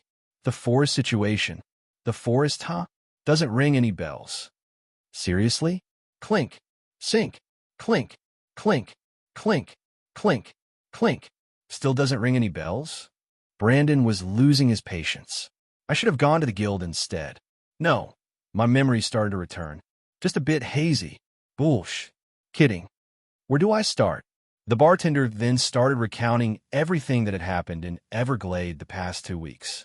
People had stopped going missing. The amount of wraith beasts present had significantly dwindled ever since the rankers started doing their jobs. It was a good development. However, ever since it did, the mana beast situation was starting to get out of hand. Brandon had come to a conclusion that ever since the wraith that took hold of David died, there was nothing to keep the mana beasts in check. That's about it. Any more questions? Just one. And as those words left Brandon's mouth, the bartender's ears perked up. Might as well rob me at this point. Realizing he was about to get scammed, Brandon stood up and motioned to leave. Wait. But just as he was about to leave the establishment, he paused as the bartender called up to him. Brandon turned around to look at the bartender. His voice then reached his ears. Name? Name, huh? He wanted to use the previous moniker he had, but refrained from doing so since the Moriarty name was considered a criminal in Vale City. For all he knew, the bartender might sell him out for the right price. Pinching his chin, Brandon pondered for a while. His lips then pulled up, and he found himself smiling slightly. Jack the Ripper. Surprisingly, the bartender exchanged contacts with him. Brandon was glad to have brought a burner phone for situations such as these. John Smith, huh? Kind of fancy. Another alias. Smith patted his clothes and reached for his pockets, seemingly trying to get something. Here. He tossed something towards Brandon in which he was able to catch with ease. Lowering his head to look at what Smith gave him, Brandon's eyes widened. It was a black card. On it, displayed a peculiar logo, one that Brandon was unfamiliar with. Twilight Syndicate. At that, Brandon sat back down and continued to converse with Smith. Apparently, the tavern was an extension of an underground channel where the lowest of the low make their shady dealings. As expected, one of the reasons he decided to go to a tavern instead of the guild was because taverns were filled with shady characters. It wouldn't be far-fetched to say that most of the people present were criminals or shadow brokers. After all, Everglade was a city that was far out in the countryside. Criminals would seek refuge in such cities. Clink. As Brandon flipped a gold coin on the table, Smith went on to elaborate. The branch was established years ago, way before David had turned into a wraith. When people started going missing, the branch shut down and tried to leave the city. But they soon stopped trying to leave when their people went missing as well. There was a scarcity in information as to what had actually happened. The branch had only started resuming operations recently, ever since they found out the truth of the matter. Brandon was one of their first customers, which was why he was given the privilege for a black card. He was then debriefed that the card could be used for any of the organization's branches. It had certain privileges, such as being the first in line for important information. He still had to pay, but the card offered him a 10% discount. Though they went on to live their lives for a while, their skills were still up to par. Finding information about the Academy's business in Everglade 2 weeks ago was nothing to them. Do you want to know what happened in the forest 2 weeks ago? Brandon pondered for a while. He was one of the people involved. He didn't need to know, but it was a chance to know just how good the organization was. Clink. And thus Smith started to recount. The information was quite lacking, which was a contrast to Smith's confident tone, but the details were the same. Astria Academy students gathering in the forest at night. A fire that seemed to spread out and engulf the forest. The sound of children laughing resounding in the air. It wasn't detailed, but Smith had the gist of what happened. But the honesty was there. Smith didn't exaggerate to fill the gaps of the entire ordeal. It only made sense that the information was lacking. They had a shortage of brokers due to most of them going missing throughout the years. Just being able to gather that much was quite a feat, and Brandon could agree. I see. That was about much Brandon needed to know at the moment. Brandon then stood up from his seat. Clink. For the card. Nodding, Smith started scanning the coins on the table. Pleasure doing business with you, Ripper. It was dusk. The sun was about to set. The sky above turned a mix of purple and orange. The paths were narrow and almost hard to see. The forest came into view, and as the darkness grew, the forest became quiet. Once again, Brandon started recalling the memories of that night. Bah! Thump! Bah! Thump! His heartbeat quickened and the air suddenly felt a little colder than usual. He was going to be fine. Coming to Everglade was to prove that he was fine. Yes, he composed himself. Taking a deep breath, Brandon blankly stared at the trees in front of him. Heading into the forest, he kept his guard up and his eyes peeled for any sudden movement. After a while, he made it further into the forest. Not once had he ever kept his guard down. And a subtle growl resounded in the air, one that he was all too familiar with. Rustle, rustle, the bushes rustled. Shortly after, several figures emerged. Their sizes vary, from a small pup to one as big as a lion. Their mouths were left agape as saliva dripped down. Their sharp fangs became visible, bearing against Brandon. Mana beasts. The origins of the mana beasts were unknown. The only thing that everyone agreed with was that they started appearing well over 432 years ago. Whoever coined the term was unknown as well. Just that, everyone started calling them mana beasts. A creature with no thinking capacity. Freya. The smaller beasts lunged themselves at Brandon, moving his fingers around. Threads extended from his fingertips and coiled around like a snake. Spurt. The threads pierced through the air, immediately skewering the beasts. You have slain a mana beast. Plus 40 EXP. At that, the smaller mana beasts laid lifelessly on the ground. But as soon as they died, the larger beasts jumped Brandon from all sides. Freya. Maneuvering the threads with his hands, the threads rippled and danced in the air. Spurt. Several threads skewered the beasts, with each thread impaling them and piercing out their other side. The threads met the other point and stopped at the trees. The mana beasts hung in the air, motionless. Fine thin threads pierced behind them as they limply hang. Brandon then flexed his fingers. As he did that, the threads began tightening. Spurt. Blood splattered in the air, and the light from the beast's eyes faded. Drip. Drip. Mana beasts hanged, as blood slowly dripped from the threads. Thump. Thump. Thump. Thump. Thump. Cutting the threads off, several beasts fell to the ground, lifeless. Plus 40 EXP. Plus 40 EXP. Just like that, he had successfully slain a horde of mana beasts single-handedly. Opening and closing his palms, Brandon muttered to himself. This. He nodded. I could get addicted to this. Unlike last time, he was now able to maneuver 8 threads at once.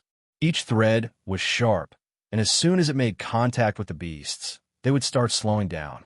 It was one of the effects of the curse affinity. It would slowly drain the energy of anything that it made contact with. And it was being proven as even more beasts lunged themselves at Brandon.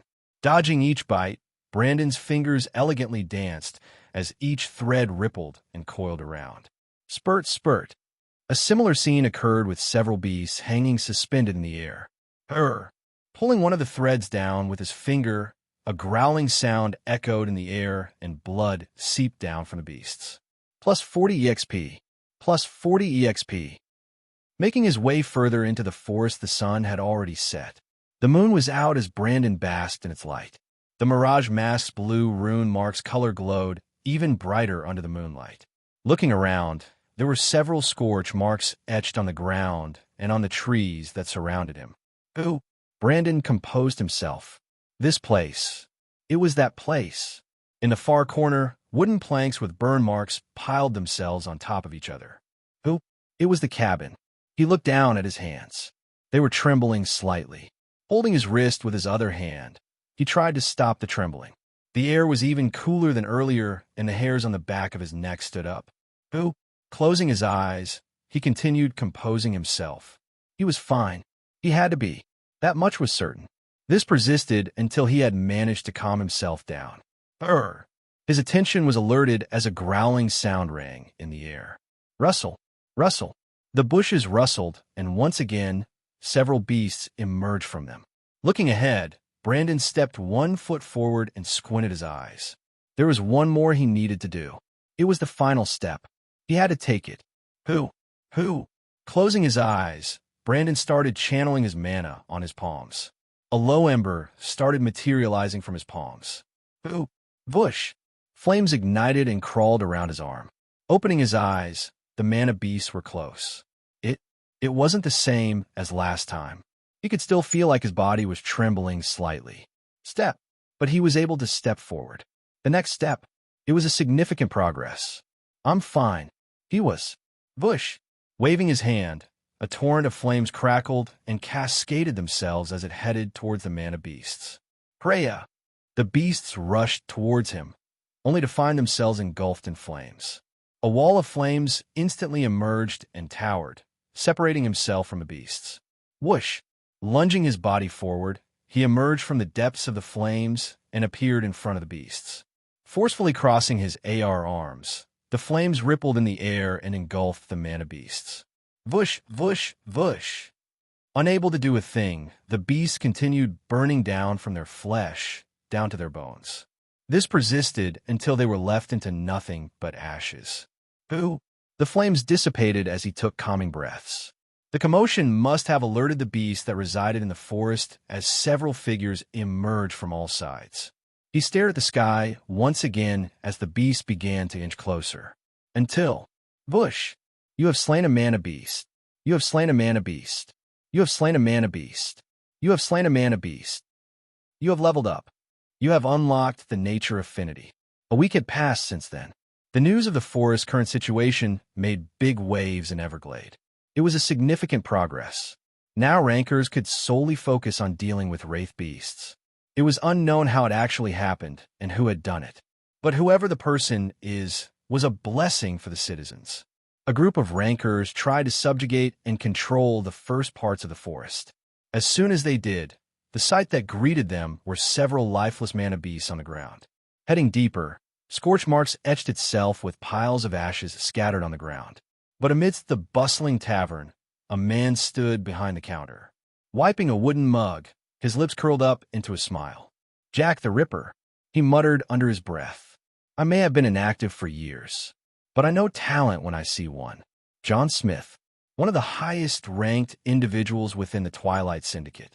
It was an alias he had always used in the underworld. Contorting his expressions, he set the mug down on the table. I'll be expecting your calls soon. Monday, August 28th, 2148. A week had passed since he started his solo subjugations in Everglade.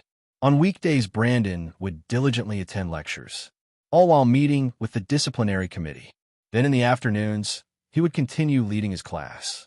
Once those ended, another meeting with the committee would occur. The days went by like this, and before he knew it, the Foundation Festival was set for next week. Things were progressing pretty smoothly, but that was until... What do you mean the supplies were stolen? Currently, Brandon was on the phone with their food supplier. We're really sorry, sir.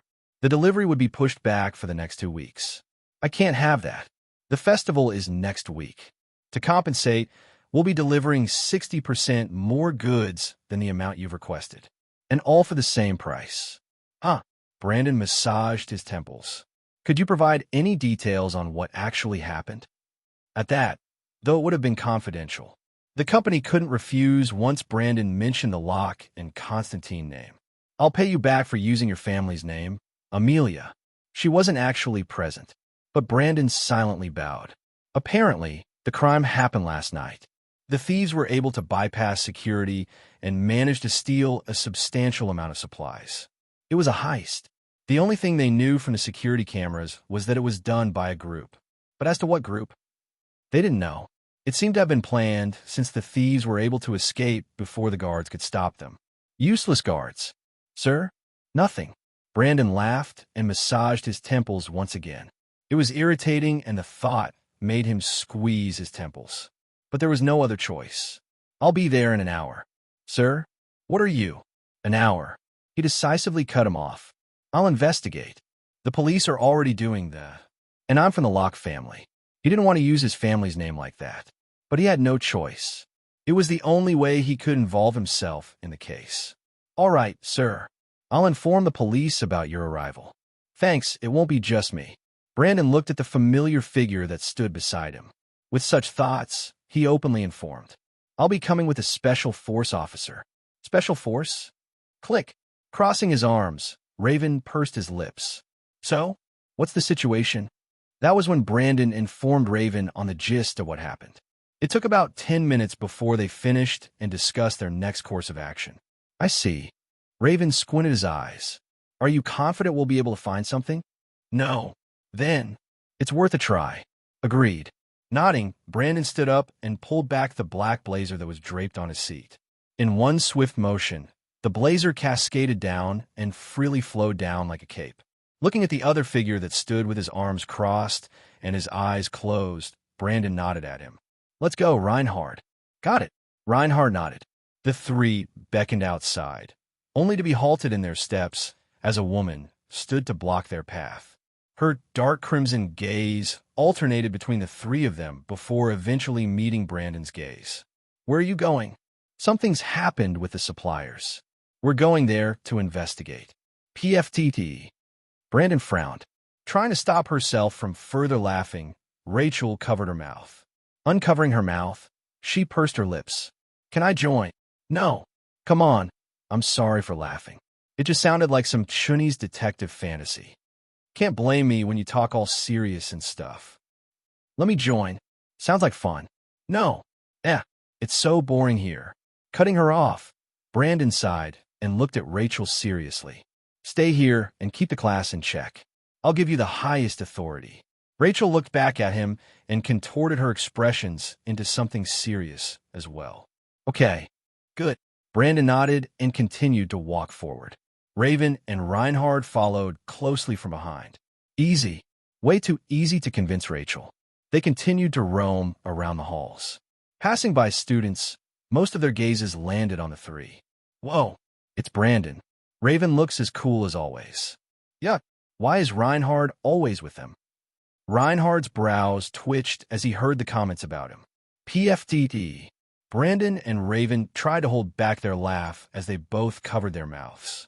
But it was to no avail as a strange sound escaped Raven's mouth. Ha ha! And Brandon followed shortly after. Shut up, you two. His shoulders slumped down. This is unfair. Why am I the only one getting comments like those? No idea. Beats me. Raven and Brandon nonchalantly shrugged their shoulders. But they knew why it was the case. Reinhard was a well-known womanizer and a party boy in the academy by now. He was, of course, a responsible student with the strength to back it up. It was only when women were involved when his personality became questionable.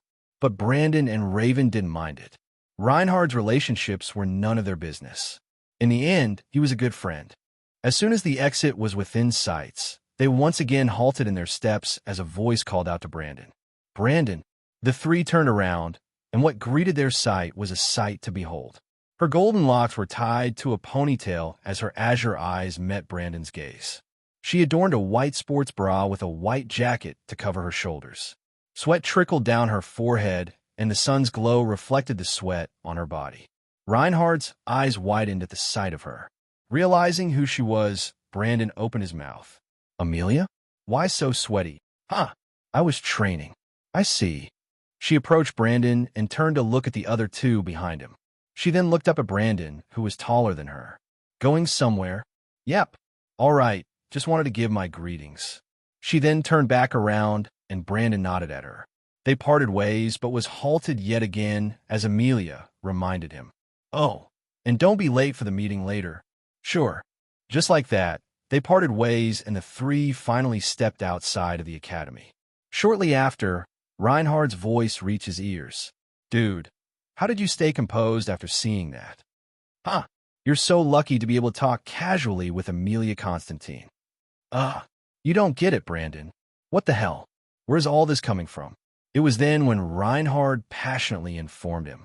Just like President Bell, Amelia Constantine is considered a goddess in the academy. People like me could only hope to look at her. She's known to ignore most men. But you are an exception. You are an anomaly, Brandon. That's what you are. At the mention of anomaly, Brandon's brow twitched slightly. Reinhard wasn't far off. According to the system, Brandon was an anomaly. Huh. Brandon laughed at that comment.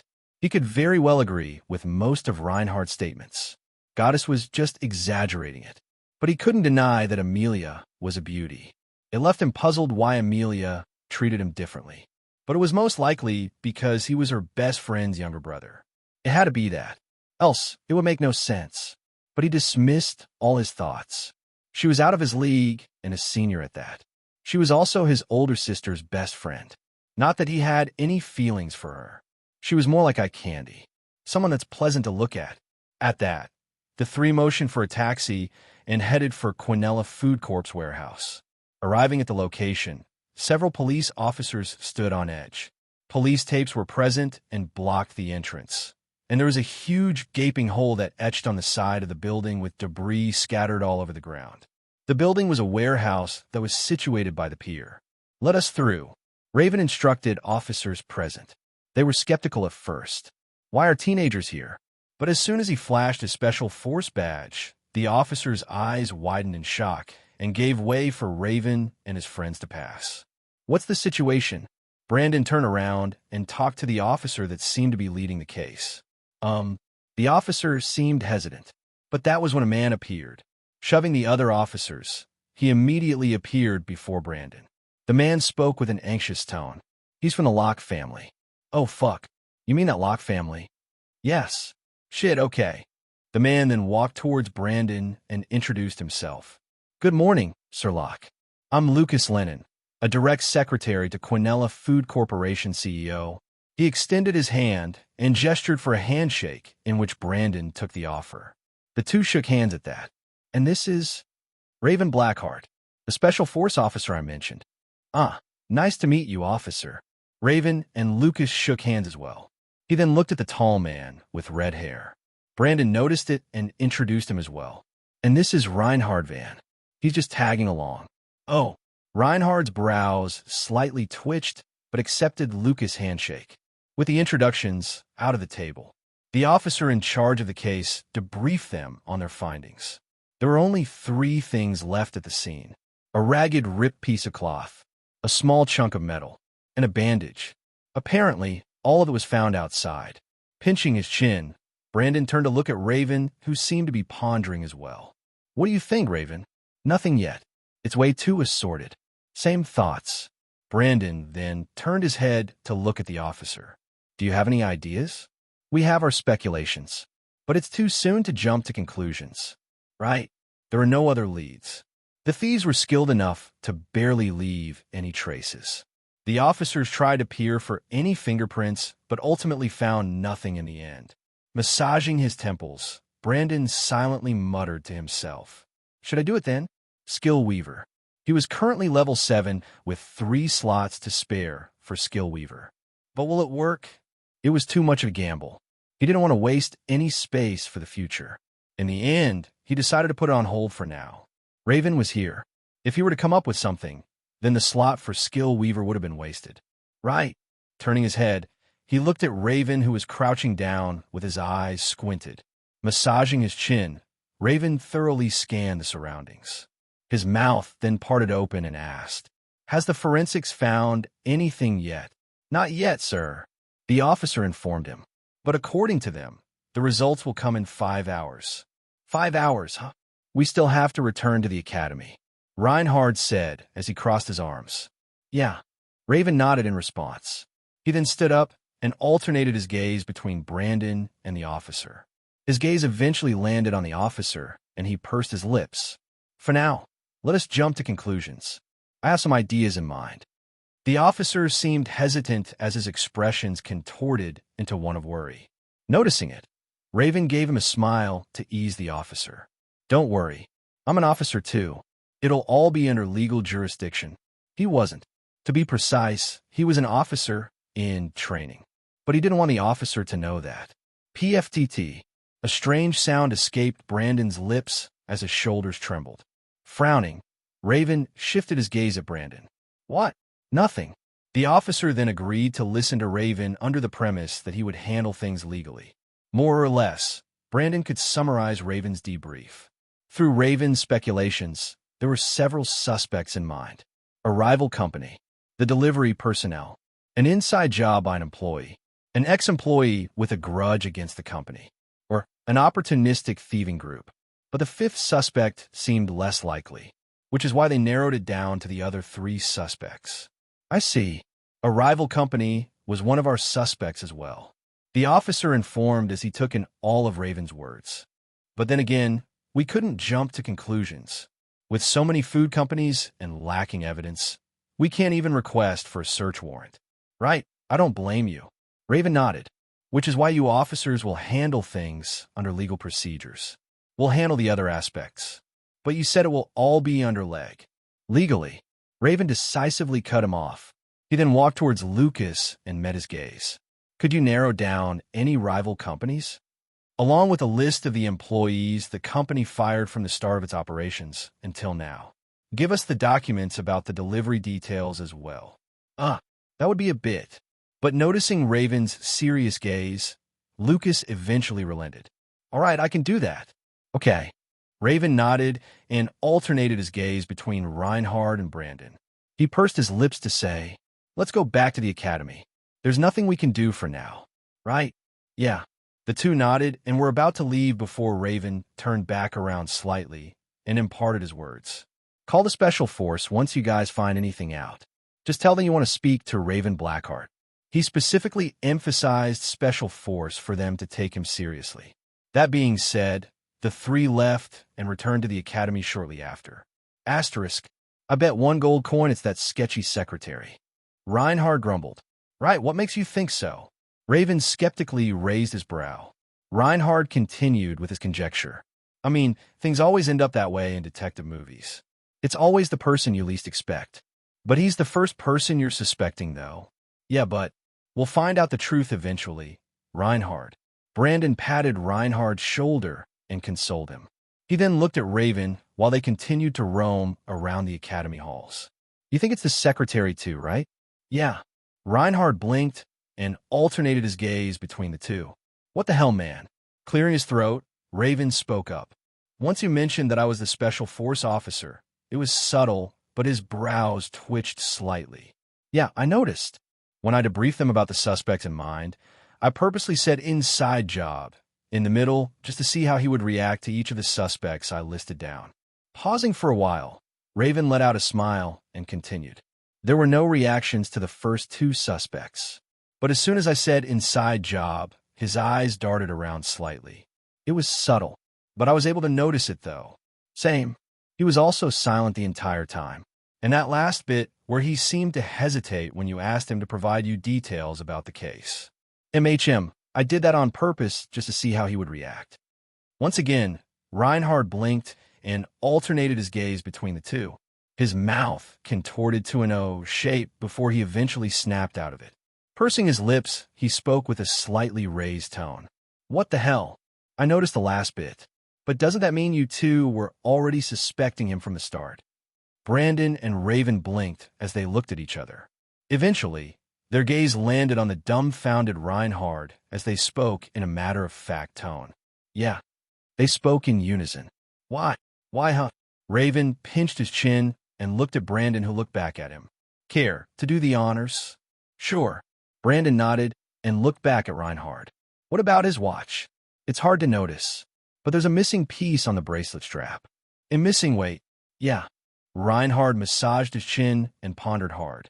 As soon as he finally made the connection, his eyes lit up and looked at Raven and Brandon. He then spoke up as the realization dawned upon him. You mean that small chunk of metal? Yup, it oddly looked like the bracelet strap of his watch. The size fits as well. Reinhard's eyes widened as Brandon finished his sentence for him. Reinhard then rubbed his shoulder as he spoke under his breath.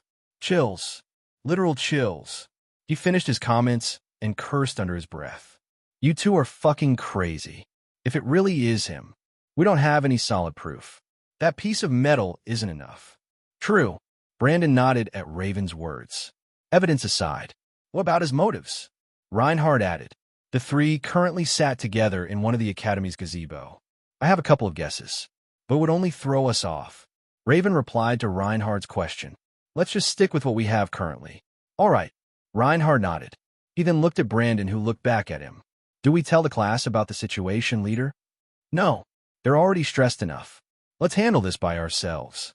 Same thoughts. Yeah. Brandon then stood up and informed them. I'll be meeting with the committee now. Call me if there's any developments on a case. Sure. Lucky. Raven nodded while Reinhardt frowned at him. Reinhardt then turned towards Raven and continued their discussion. Still going with that plan? Yeah. He's dealing with too many tasks at once.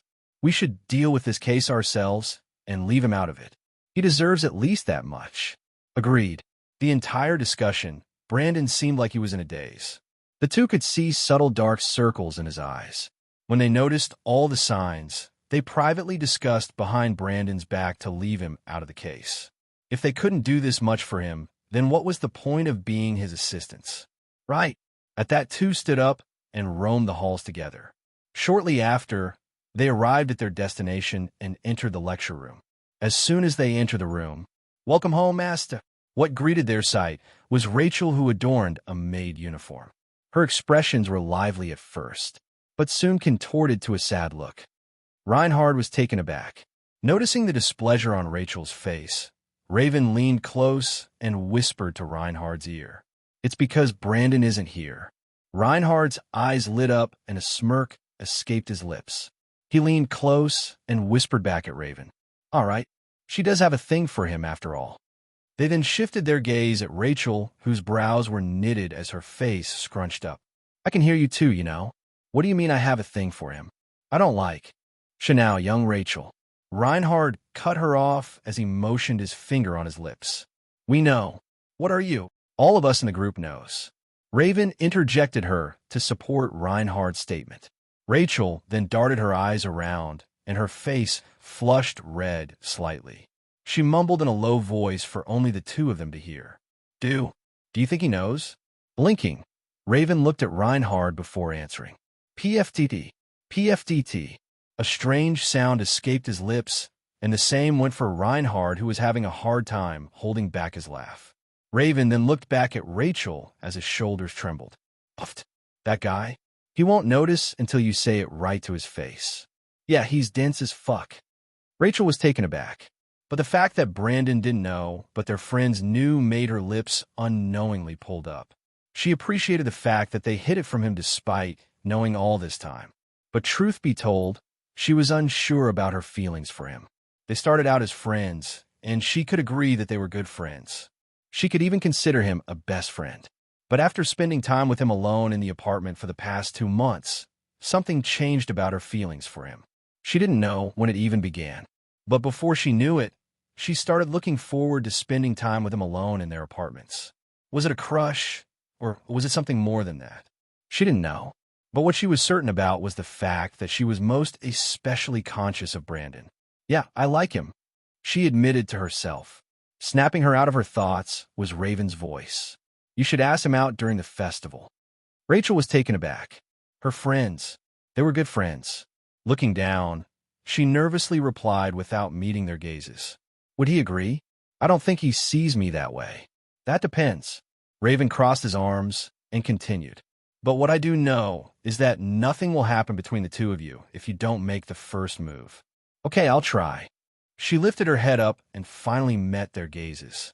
Thanks for not telling him and for helping me out. The two nodded with a smile. That being said, the preparations carried on and they entered their lecture room. The committee members sat on their seats. In front of them was a rounded table shaped like a ring. And what stood in the center of the ring was a figure with golden locks. Her appearance grabbed everyone's attention at every word she spoke. Adorning a simple white jacket, her curves were highlighted by a black crop top that fit her like a glove. The festival will officially kick off next week. I want all of you to be present 2 hours before the opening ceremony. The entire room was silent with only Amelia's voice resounding. They were instructed to adorn a simple outfit that was light and would allow them to move freely. While the opening ceremony entailed a parade, the committee members won't be joining their class for the parade. Instead, They will stand in specific locations. In particular, the checkpoints of the route the parade will be heading. There were a total of 6 checkpoints. Each checkpoint would only have one committee member standing and would lead the parade to the next checkpoint. Their objectives were to keep the parade in check and to ensure the students would follow procedures. The discussion continued on for the next hour. There were several questions, but Amelia was able to answer all of them. Silence ensued as no other questions emerged. They took it as a sign to end the meeting, and they were then dismissed. The committee members got up and left shortly after. The only ones left in the room were Brandon and Amelia. Amelia turned to look at him and asked, "Still have something to add?" "No." "Then, could you give me advice?" Noticing the seriousness in his tone, Amelia sat down beside him. Pursing her lips, he mouth parted open. "Advice on what?" "Actually, I'm the one leading my class right now. Things were going well until something happened last minute." "HM, what happened?" At that, Brandon started recounting the events that transpired. Amelia stayed silent the whole time and listened attentively to Brandon. As soon as he finished, Amelia pinched her chin and pondered. This persisted for a few seconds until her voice reached his ears. "This is actually serious." "Yeah, and if things don't work out, we won't have anything for the festival. I'll try to ask my contacts if they know any company that could supply you immediately." "Oh, you don't have to." "It's fine, I insist. I'll help my junior out in any way I can." Brandon was taken aback. He was only there for advice on how to handle the situation. He didn't expect Amelia to offer assistance on the issue. Gathering his thoughts, Brandon met her gaze and nodded in appreciation. "Okay, I'll repay you someday." "No need. I'll even cover the cost. But, in exchange, I need you to accompany me during the festival." Blinking his eyes repeatedly, Brandon was once again taken aback. "Sure, but what for?" "A delegate from the Imperial Army is going to visit. Belle is really busy during that time, and I don't want to ask Adrian." Brandon had an idea of where this was going. Amelia continued, "So that leaves you as the only option. We'll be attending to the delegate during the festival. Will you help me?" There was no room for hesitation. Amelia was the one asking. She was also helping him out in return. It was a mutual exchange. With such thoughts, Brandon pursed his lips and met her gaze.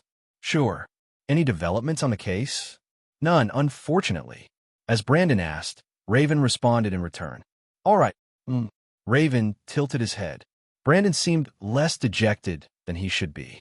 "I didn't expect that kind of reaction. If things don't work out, I've got it all sorted out." "What do you mean?" "I've got us a sponsor." "Oh." Raven's eyes lit up. "Who?" "Amelia." "Ah. Then, that meant there was no point in following up on the case, right? Do you still want to solve the case then?" "I want to. But honestly, I'm really exhausted." "Then what about the cost?" "She's covering for it." Brandon, noticing the displeasure on Raven's face, Brandon waved his hand to calm him down. "Not for free, of course." "Oh, yeah, I've got it covered. Don't worry about me." "All right." At that, the brief conversation ended and the two immediately parted ways. Staring at Brandon's departing back, Raven secretly clenched his fist. His friend. Once again, he was handling everything on his own. Damn it. Rely on us more, dude. He clenched his fist even more tightly. And he muttered to himself, "We're friends, aren't we?" A few days had passed. It was currently a weekend. A Sunday. And a weekend meant another trip to Everglade. Entering the tavern, all eyes immediately fell on Brandon. The room was lively at first, but as soon as he arrived, silence gripped the entire surrounding. Then, "Ripper, welcome back." "Good to see you, Ripper." "Another subjugation today?" Brandon didn't respond with words, but he nodded his head to reply. As quiet as ever. "He only talks to Smith. I'm jealous." "Don't tell me you swing that way, man." "Don't twist my words, Eric." The lively commotion continued, and Brandon made his way towards the counter. Seated on a stool, Brandon fixed his attention toward a certain bartender who was pouring a drink. "The usual, right?" "Yeah." There was a certain feature that the Mirage mask had. If he poured mana in it, the blue runic symbols would glow, and Brandon would be able to contort the mask into any shape. Grabbing the wooden goblet, Brandon gulped down the drink. Thump! And as soon as he finished, he smacked it back down on the table. "Another?" "Nah, this is enough." "All right, What Smith considered as Brandon's usual was none other than brandy. Brandon had never had anything like it, be it in his past life and his current life. But as soon as he heard about the drink, he suddenly grew curious. Not because of the drink itself, but it was because of, what does a drink with the name brandy taste like? Yeah, it was because of the name. He laughed at the thought. Creepy. Smith flashed him a skeptical look. Whatever. And Brandon waved him off. Wiping the wooden goblet, Smith spoke up without looking away from the goblet. So, what do you need? Nothing. Smith tilted his head. That's strange. Every time Brandon would come to the tavern, he would gather as much information he could from Smith. Once he did, he would head back out into the forest and continue to subjugate the beasts. But today, he didn't plan on doing that. What he came to Everglade for was to take a breather, away from the main city for a while. Coming to the rundown tavern filled with smelly men was surprisingly a good stress relief for him. For him, it felt quite refreshing, and the people around him considered him as a friend, including Smith. It was his own getaway, a place for his solitude. In this shady tavern, Brandon could feel like himself. Of course, he was hiding his identity, but he didn't have to put up an act. People didn't look at him as if he was some kind of figure to look up to. No, they looked at him like an equal. And for Brandon, a place like this was just what he needed. But to his surprise, Smith voiced his disdain. If you don't need anything, then get out. Kidding. I know. Ha. The two laughed heartily at that. Most of the people in the academy had never treated him like this. They would often show respect and revere him. Sure, it felt great at first. He could even admit he got an ego boost from it. But the more it happened, the more it started to irritate him, which is why he had barely made any friends outside of his social circle. Would they actually treat him as a friend? Or would they actually be afraid of him? Brandon was sick of it. He knew it was probably hypocritical for him to say it. He does, after all, come out a bit intimidating. But nonetheless, making connections outside of the academy seemed to be in his advantage. Sooner or later, he would join the Primordials, and connections such as Smith was just what he needed. You know what? Pour me another drink. Brandy, right? He laughed again to himself. Brandy. It was quite a funny nickname for him. Thump. Here you go. Thanks. He then grabbed the goblet and gulped it down. Thump. And smacked it back on the table. Smith frowned at the sight. Sooner or later, the goblet will break. You'll have to pay for it. Don't worry, I can pay. How much? 1. Clink. He tossed a single gold coin. There. You didn't let me finish. I was going to say 100 gold coins. Might as well rob me. Ha. The two once again laughed to themselves. As the laugh ended, Brandon looked at Smith and said, Join me, Smith. Join what? Brandon then pointed at the glass of brandy behind Smith. Drinking. Smith pinched his chin and pondered for a while. His eyes then lit up and he opened his mouth. On one condition. Sure. Show me your face. No. A definite no. Shady guys like Smith could sell him out any time. They were friends. But Smith was also a professional. It would be an idiotic move if he revealed himself just because they were friends. Noticing his hesitation, Smith waved him off. All right. I respect that. But I'll be drinking something else. What? Thump. Smith set an alcohol glass down. On it displayed Black Label. And as Brandon read the text underneath, his eyes widened. Not like Smith could see. 96% alcohol? You're a lunatic. Lunatic? Smith shrugged and started pouring the alcohol on his own wooden mug. This much is nothing. He then gulped it down as Brandon's mouth was left agape. Thump. See? Completely fine. Smith then had an idea as he spoke up. Since you've asked me to join you, it's only right if I request something from you, right? Brandon had an inkling on where this was going. Drinking match. Don't back off now. I'll pour just a bit on your brandy. You can accept those terms, right? What do I get if I win? What do you usually ask when you come here? What is he? Information. Yep. About what? Something that might catch your interest. It was then when Smith started talking about a secret organization, one that Brandon was all too familiar with. Smith left it at secret organization. But that was enough for Brandon to accept. If his conjecture was correct, then Smith was most likely talking about the Primordials. How he got the information, Brandon couldn't even begin to ponder. All right, I accept your terms. At that, the two began their drinking match. And at the end of it, fucking, Schmith, just let me buy that information off of you. No can do, Ripper. This is top quality stuff. Then, hick, I demand a rematch. Nah, man, you can't even speak properly anymore. Noticing how drunk Brandon was, Smith left his desk and offered his shoulder. There's a spare room upstairs. Use that. Gee, get, hick, off me, and rematch. No, come on, Ripper, let's go. Ripper? Who? The fuck's that? Brandon wobbled around as Smith tried to help him up the stairs. My name's NMHHH. Smith then covered his mouth before Brandon could utter his next words. He was, of course, curious, but Smith respected Brandon and their friendship. NMHHH. Stop talking before you'll regret it. Smith then pushed Brandon into the room and locked the door. Thump. Brandon immediately slumped down and laid on the cold wooden floor. KHHH. And he passed out. Brandon was jolted awake in the middle of the night. He could feel an unbearable headache, and he started massaging his temples. Standing up, his body pushed itself on the wall. The world seemed to spin. A sense of vertigo washed over him. Fuck. And as soon as his senses started coming back, his stomach started churning. His gag reflexes started acting up. But he persisted and tried to fight off the feeling. Blurg. But it was to no avail as he started puking profusely on the floor. Blurg. This continued on for the next few minutes until he could finally fight against the vertigo. Ooh, motherfuck. He then realized something. Wiping the puke residue off his lips, he retrieved his phone with his other hand. Checking his phone, it was currently 4 a.m., and his eyes went wide open as he saw the text below it. Monday, September 5th. It was the day of the festival, and he had to be at the academy before 8 a.m. Fuck. He cursed under his breath. At that, Brandon immediately rushed towards the door. Clank. Clank. Fuck. Smith, let me out. Smith's voice echoed from below shortly after. Twist the lock, idiot. Oh. Clank. The door abruptly opened, and Brandon immediately rushed down the flight of stairs. Bang. He stumbled down and crashed against the wall. Fuck up.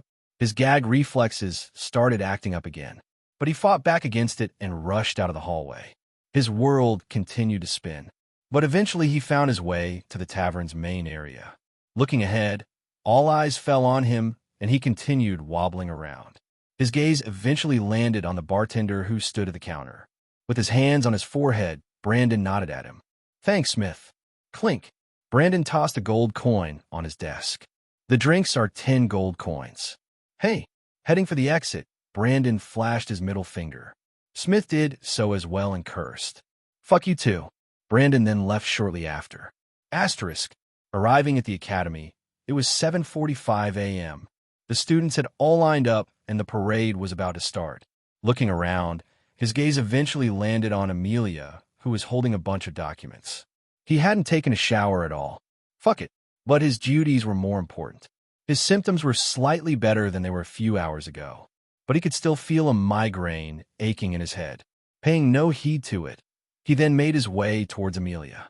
In the midst of his steps, he almost tripped, but was caught by Amelia, who looked at him with a worried gaze. Careful. What happened? You're almost late. Sorry. Amelia then covered her nose and knitted her brows. Have you been drinking? No. Huh. Just get into position. Let's see. She peered down on the documents in her hands. Checkpoint number 6. The last checkpoint. So this meant run. He had to rush toward the last checkpoint, all while having a hangover. Huh. He took a deep breath. Channeling mana in his legs, Brandon closed his eyes. What are you? Tease easy. And he sprinted, leaving sparks of blue lightning in his trail.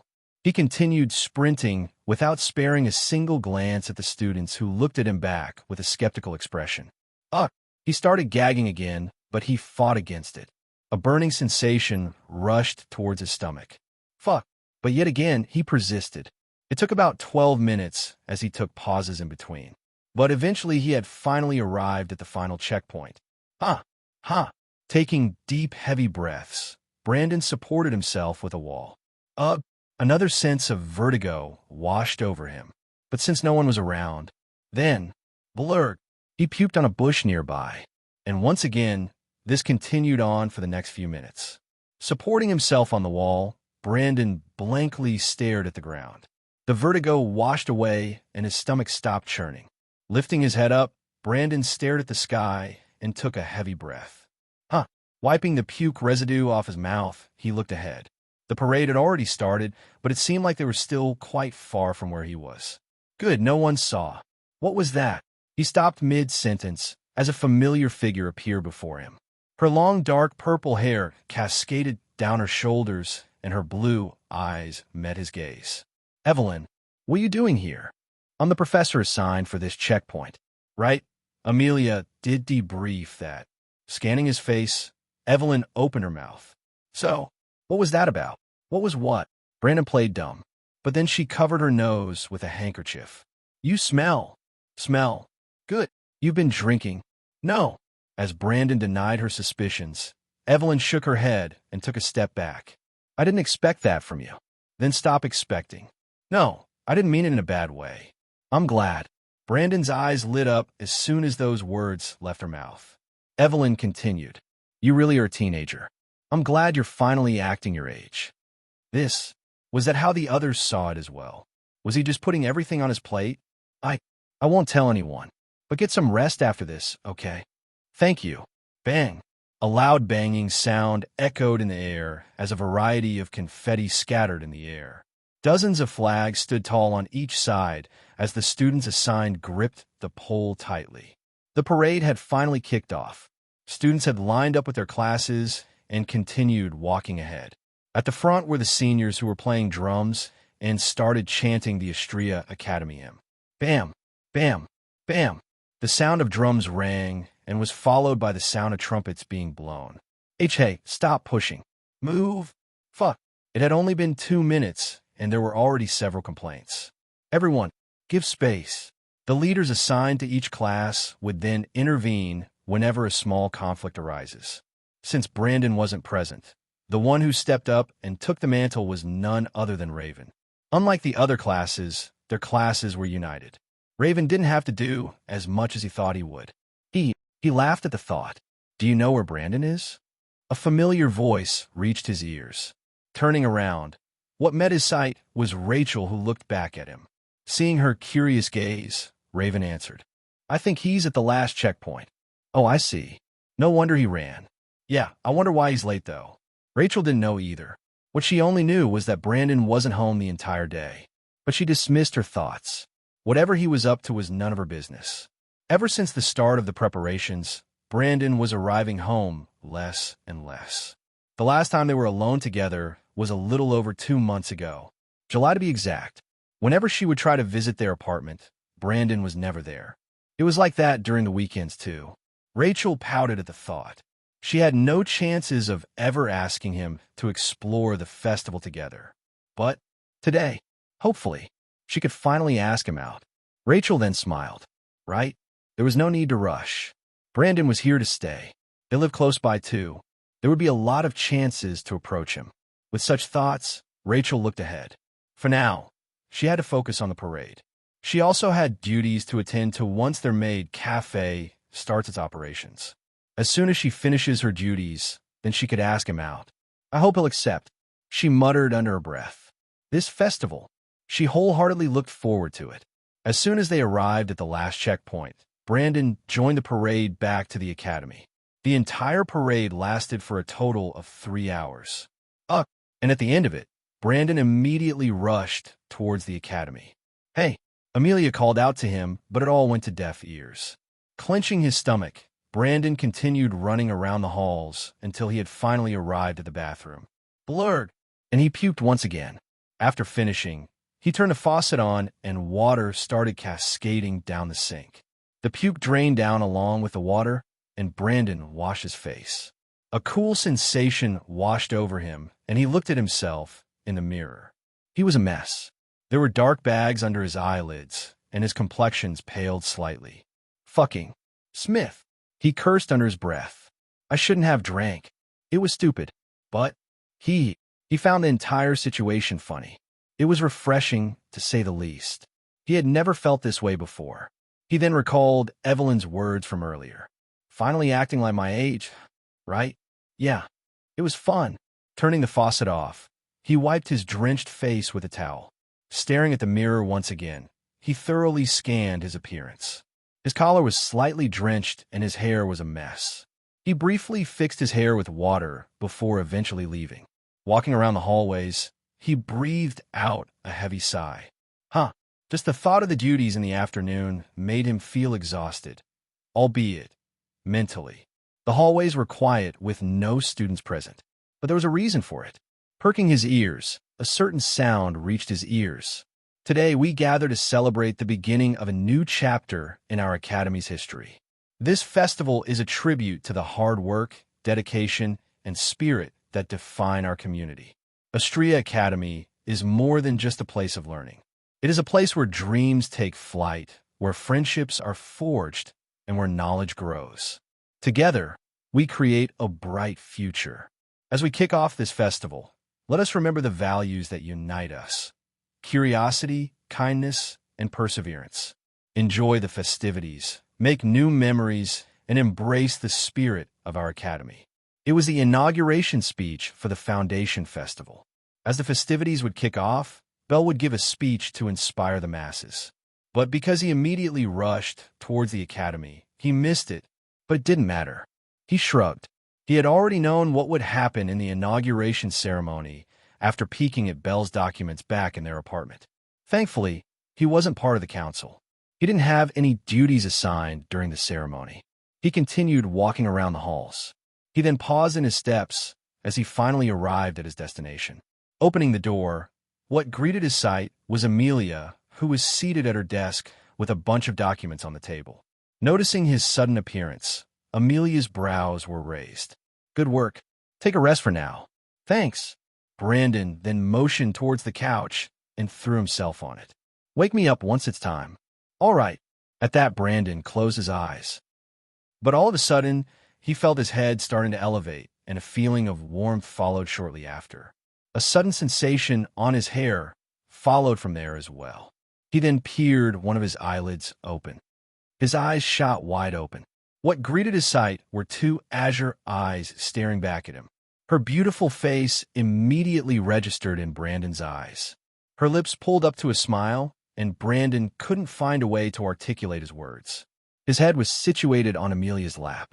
She brushed his hair with a comb before eventually speaking. Your hair's a mess.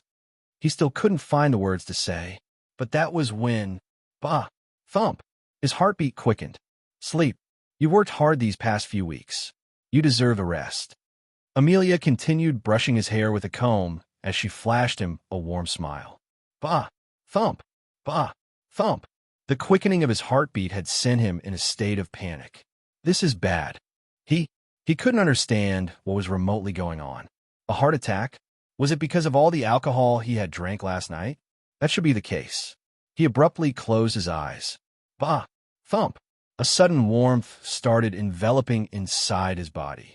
But yet again, he couldn't understand what the feeling was. Whatever it was, hopefully the sensations would reside sooner or later. It would intervene with his duties for later. He couldn't allow that. Not when he had worked so hard. Silence gripped the entire room. But Brandon had a hard time sleeping. Thump. He could hear the banging in his heart echoing within his head. It was the only sound he could hear amidst the silence. Thump. But despite the panic, he felt like he was at peace. This sensation, it felt nice. Brandon was able to sleep shortly after calming down. Amelia stayed still for a while until she realized that Brandon had finally fallen asleep. After fixing his hair, she gently laid his head down on a pillow and stood up. Looking at the sleeping Brandon's face, she muttered under her breath. Cute. He was a cute junior. Asterisk. After a few hours, Brandon had awakened from his peaceful slumber.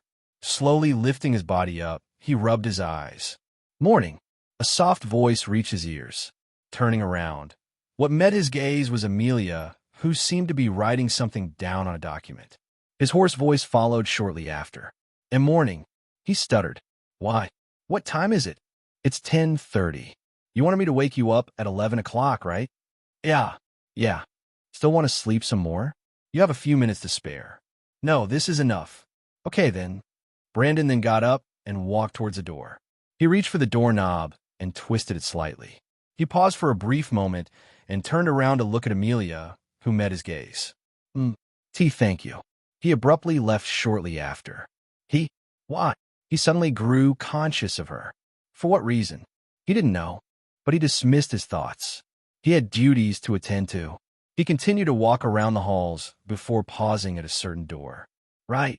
As soon as he opens this door, he then opened it, and what met his sight had left him speechless. Welcome back, master.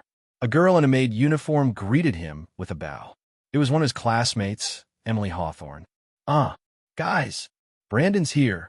Emily's loud voice echoed and immediately grabbed everyone's attention. He started shuddering in fear, knowing what would happen next. I thought you weren't planning on showing up. Come on, Brandonella.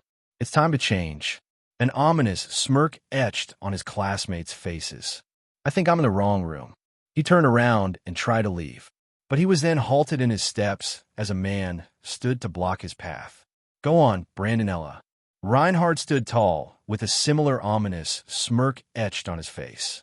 He hesitantly turned around, only to find that his classmates had already appeared before him. No, this is a mistake. It was 11:30. The booths that were restaurant-themed were finally open, while booths that were of a different genre were opened a few hours ago. One such booth was Class B. In other words, Amy and Claire's class. Under the leadership of Sarah, Class B decided on a horror house. Boo! Adorned in a ghost costume, Amy popped up out of nowhere. Cute. But that was the only reaction she got. Wah! She's so cute. Frowning, she forcefully stomped her foot on the ground. Damn it. I'm supposed to be scary. What do you mean cute? This was the 8th guest they had. And more or less, she would often get the same comments. Stepping outside of their horror booth, Amy let out a heavy sigh. This isn't working out. It actually is. A voice reached her from the side. Turning around, a figure stood with her arms crossed. Her purple hair was covered in bandages, but some of the strands would peek out. Her purple gaze met Amy's shortly after.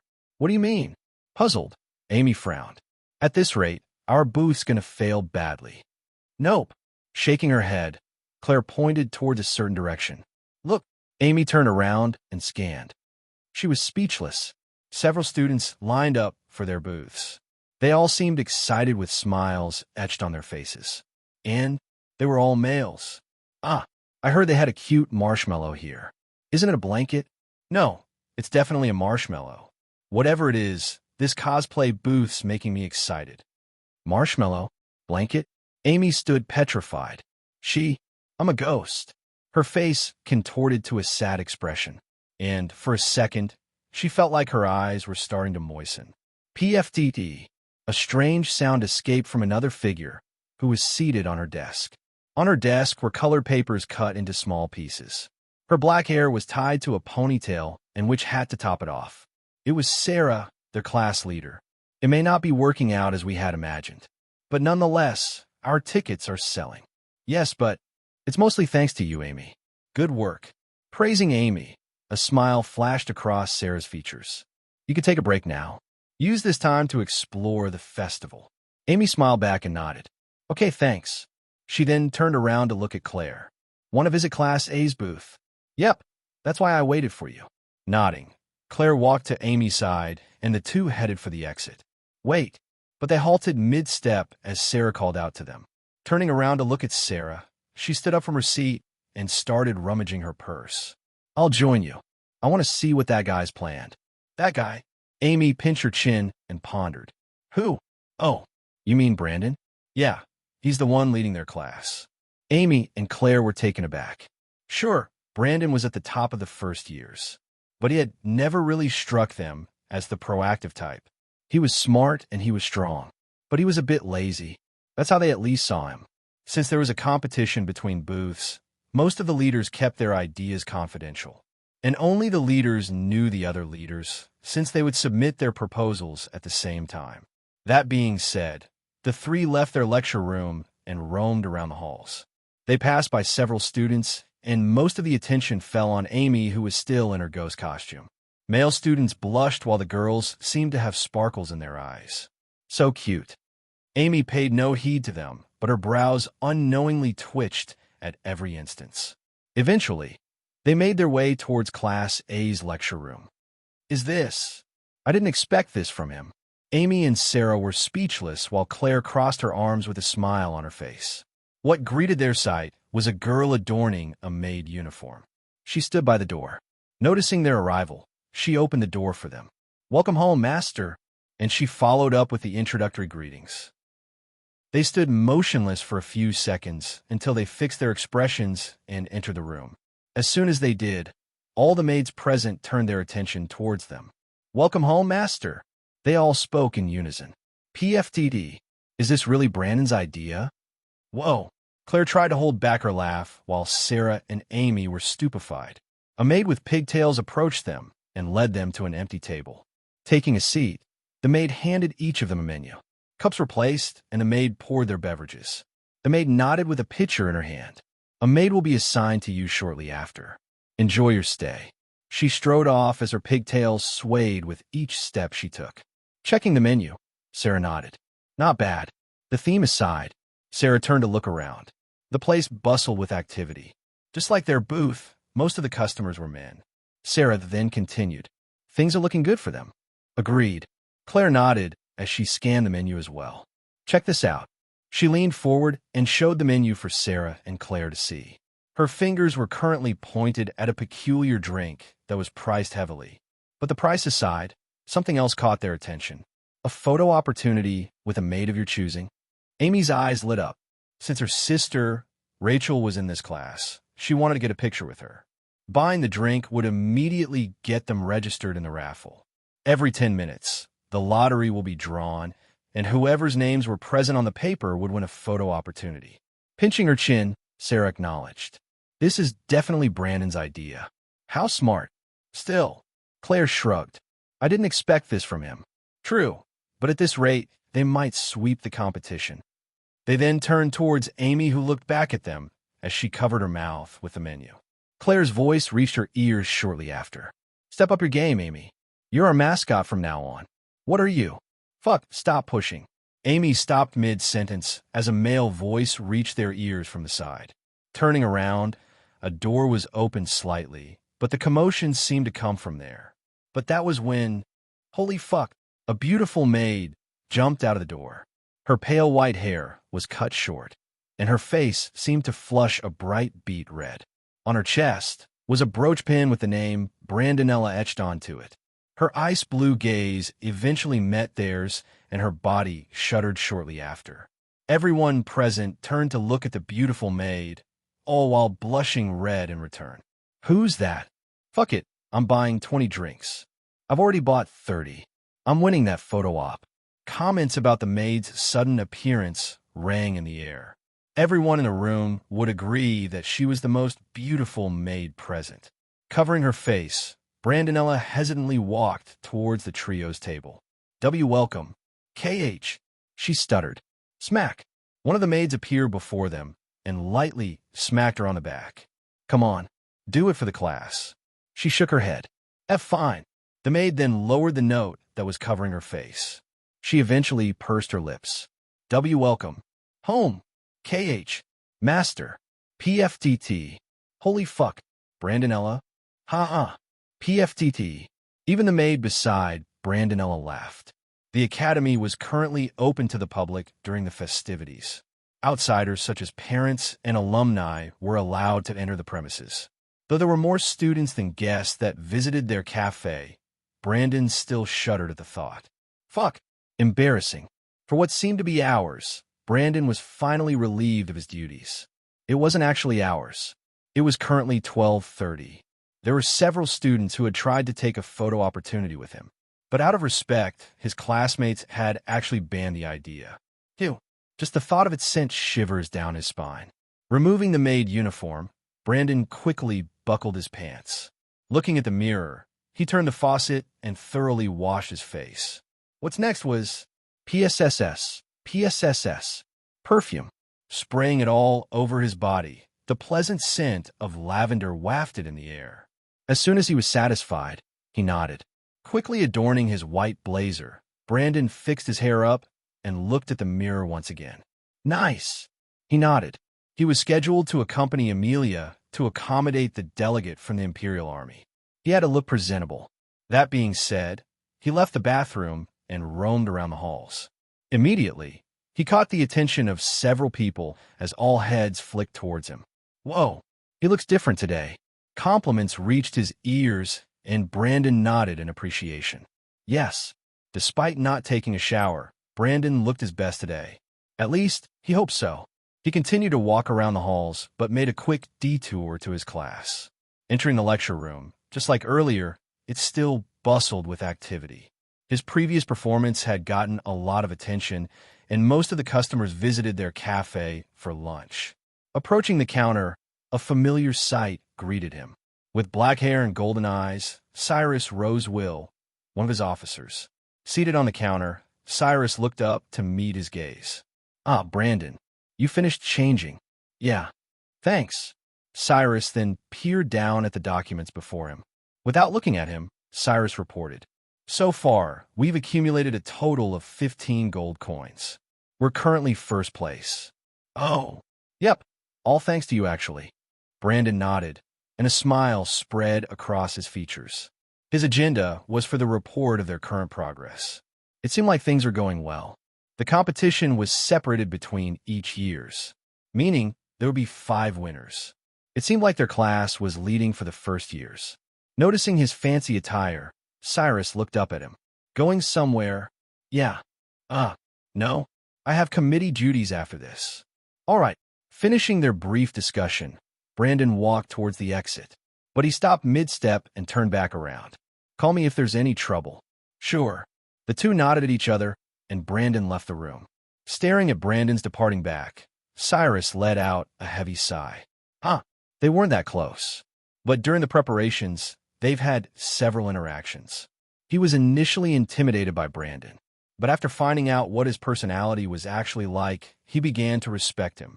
In fact, he started looking up to him. The amount of extracurriculars Brandon was currently juggling had left him inspired. He, too, wanted to be as responsible as Brandon. All of a sudden, a familiar figure appeared before him. She adorned a maid uniform as her black hair was tied to a ponytail. Her dark crimson eyes met his gaze, and her voice reached his ears shortly after. Where's he going? Committee duties. Though it was subtle, Rachel's expressions contorted and her shoulders dropped. Cyrus was observant, and thus he could tell what her reaction was. But he shook his head. Whatever was going on between the two was none of his business. Keep up the good work. Thanks. Giving his thanks, Rachel flashed him a smile and returned to her duties shortly after. You're here early. Didn't want to be late. You've dressed up as well. So did you. Brandon wore a fancy white blazer, one that nobles would use in fancy banquets, while Amelia adorned an elegant white dress that completely highlighted her features. For some reason, they were matching.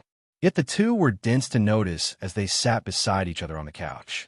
Amelia's soft voice reached his ears shortly after. The delegate informed me that he would be late. Oh, then, I've already cleared up our schedule for this. This is the only time I'm free. She twirled her hair and met his gaze. Pursing her lips, she continued, I haven't had a chance to enjoy this festival. So before the delegate arrives, Brandon had an idea where this was going, and he was on board with it.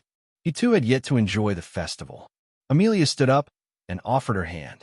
Want to explore this festival together? But despite the fact that he knew she was going to say that, her words had still taken him aback. With wide eyes, Brandon hesitated for a bit. Why? Shaking his head, he dismissed his thoughts. Reaching out for her hand, Brandon accepted her gesture and stood up. Meeting her gaze, he opened his mouth. Sure. Let's go then. I want to see how your class is doing. Never mind. He wasn't looking forward to it. Not at all. But he found himself laughing at the thought. The two walked around the halls and immediately caught the attention of several students they had passed by. On second thought, let's leave my class for later. They paused as Amelia turned around to look at him. Why? Leave the best for last. Oh, you're that confident. Yep, we're actually first. That's amazing. Her lips curled up into a smile. Stepping forward, she stopped and looked back at him. I'm quite hungry. She rubbed her stomach. Have you had lunch yet? Nope. Brandon shook his head. There should be some vendors around the gazebo. Oh, let's go there then. Brandon nodded and the two continued their venture. Asterisk. Arriving at the gazebo, vendors lined its perimeter. Their stalls brimmed with colorful goods. Students mingled around the stalls. Their laughter and chatter blended into the lively atmosphere. A pleasant smell wafted in the air, and Amelia's nose perked up. Tracing Amelia's line of sight, Brandon turned to look. What greeted his sight was a stall that seemed to sell grilled food. Amelia's mouth opened and closed repeatedly, and her eyes seemed to sparkle. Noticing the hungry look on her face, Brandon pursed his lips. You want to try that? Yes. The two approached the stall shortly after. But that was when... Amelia scanned Brandon's stupefied expression. What's wrong? Yo, Brandon. A voice called out to him. It came from the vendor. Liam. Apparently, the vendor stall was a branch of Liam's parents' restaurant. He was helping out after he was relieved of his duties in their horror house. Truth be told, Brandon hadn't had a single meal since last night at the tavern. Enjoy. Thanks. And once the enticing aroma of the grilled pork reached his nose, he immediately devoured it. Munch. Munch. Slow down. Shaking her head, Amelia bit into her food. This persisted for the next few minutes. The two ate in silence. The only sound that reached their ears were the idle chatter and laughter from the people around them. Time passed slowly, and the two enjoyed each other's company. Not a single exchange occurred, but that was until Brandon finished his food first. PFDT. A strange sound escaped Amelia's lips. Blinking his eyes, Brandon looked at her. What? She pointed at her own lips. There's ketchup. Oh. Brandon reached out for the tissue and wiped the corners of his mouth clean. Cute. Amelia found the entire thing cute. She had only known Brandon for a month, but she knew how close they had gotten. Brandon appeared stiff at first, even nonchalant. The same went for her, who kept her guard up. This was because of her past experience with most men. She had only tried to be proactive with Brandon since he was a junior and her best friend's younger brother. But the more she spent time with him, the more she realized how pleasant it was to be with him. And slowly, though Brandon was still quite nonchalant, he was showing even more sides of him. His facade was slowly breaking, and his guard was down. Before she realized it, she too had let her guard down around him. It was pleasant. Brandon had now become one of the few people she could be herself around with. He was a cute junior, like a younger brother she never had. She nodded. Right, he was a younger brother. HM. Brandon looked up at her, and she was snapped out of her thoughts. And nothing. She waved him off. Munch. Munch. And she continued eating her meal. Brandon leaned back on his chair and crossed his arms. Once again, silence ensued. She ate her meal as Brandon respectfully waited for her. And as soon as she finished, she leaned back on the chair as well. Looking at him, he seemed to be blankly staring at nothing. She pursed her lips. Where do you want to go next? Brandon pinched his chin and pondered. He then looked back at her, and his voice reached her ears shortly after. Seems like my friends are having a horror house. But as those words left his mouth, Amelia's figure involuntarily twitched. Brandon didn't seem to notice and continued. Want to go? She hesitated. HM. Brandon tilted his head. He leaned close, and she unknowingly leaned back. So? He asked. Want to go? But yet again, Amelia didn't respond. Brandon tilted his head at that. Wait, are you SCA? And no, let's go. She briefly cut him off and stood up. Dumbfounded, Brandon looked at her with a stupefied expression. Okay. He looked back at Liam, who was grilling something. We'll be going now, Liam. Food was great. Sure, thanks for stopping by. Brandon nodded and Liam nodded back. That being said, the two left the gazebo and headed towards Class B's booth. And yet again, they've gathered the attention of the people they passed by as heads flicked towards them. They stood out, since they were the only ones wearing formal clothing. Their hair was styled differently from their usual hairstyle as well. Who are those two? They look like celebrities. and it seemed like the students didn't recognize them. But the two paid no heed to it and continued striding forward. Finally, they arrived at their destination. The line was quite long, and Amelia found herself smiling at that. She turned around and seemed to leave. Seems like this'll take a while. The delegate will be here soon. Let's just wait, Brandon interjected. He reached for his pocket and retrieved a white ticket to show to Amelia. I've got a pass to cut in line. Her eyes widened. That's great. And she stuttered. Once again, Brandon didn't seem to notice and walked ahead. Come on. Amelia hesitantly nodded and followed him closely as they cut the line. And yet again, they stood out as all eyes fell on them. Didn't think you'd actually come. The pass would go to waste. When Claire and the others left the maid cafe, they gave Brandon a pass to cut in line.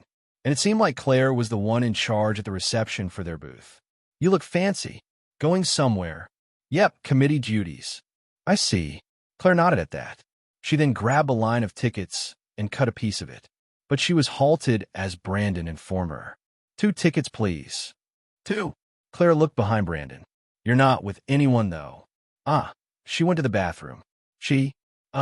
Yeah. Your sister. She skeptically raised her brows. No. He shook his head. Then, Brandon, thanks for waiting. Amelia appeared behind him all of a sudden. Claire stared at him with wide eyes, but fixed her expressions and abruptly pulled Brandon close. Fuck her. Don't tell me. Brandon was dumbfounded. The hell is she doing? Never mind. It's none of my business. She then shook her head and dismissed him. Enjoy. Brandon scratched his cheek, and Amelia's voice reached his ears shortly after. What was that about? No idea. At that, the two entered the horror house together. Eek. Whenever a jump scare popped up, a strange sound would escape Amelia's lips. Eek. So that's why she hesitated before. She couldn't take scary things well. But this isn't even remotely scary. At least, not to Brandon, who was an avid fan of the horror genre. Maybe his tolerance for horror was high? Boo. What? A ghost with a small stature suddenly popped up. Brandon. HM. Amy. How's my act? Cute. Damn it. Brandon then turned around, but there was no one behind him. What are you doing? My companion disappeared. Oh, you mean? Amy pointed below Brandon. Brandon followed her hand and looked down. Amelia was crouched down, and her body shuddered. She looked up at Brandon and fixed herself up. Scared. And no. Brandon laughed at her denial. No need to be ashamed. I just have a high tolerance for these things. But he pointed towards Amy. Look at her. She isn't even scary. Hey, Amy retorted. Amelia pinched her chin and leaned close to scan Amy. You're right. She's cute. But Amy didn't retort and seemed to be taken aback. Lady Amelia? Oh, you recognize me? Why, yes. Nice to meet you then. A friend of Brandon is a friend of mine. Amelia gestured for a handshake in which Amy accepted. Amy then looked at Brandon with a frown and abruptly pulled him close. Again? What sort of? Amy whispered in his ear. Don't tell me. And Brandon found himself dumbfounded once again. Isn't this the same thing with Claire? But she then dismissed him. Never mind. I just hope she doesn't let this get to her. Not surprising. Just go. The exit is up ahead. Brandon scratched his head at that. Everyone seemed to be so cryptic today. Shortly after, they finally found the exit, and the two left the horror booth. That was fun. Grabbing a water bottle that was offered at the exit, Brandon chugged it down. It actually was. Amelia's eyes lit up. We should do this again. Brandon was taken aback. But unknowingly, the corner of his lips pulled up. This was what the festivities were all about. To have fun. Amelia. He enjoyed her company, and it seemed like she enjoyed it as well. All of a sudden, Amelia reached out for her pocket and retrieved her phone. She took the phone call, and as soon as she finished, she looked at him seriously. Clearing her throat, she pursed her lips. The delegate has arrived.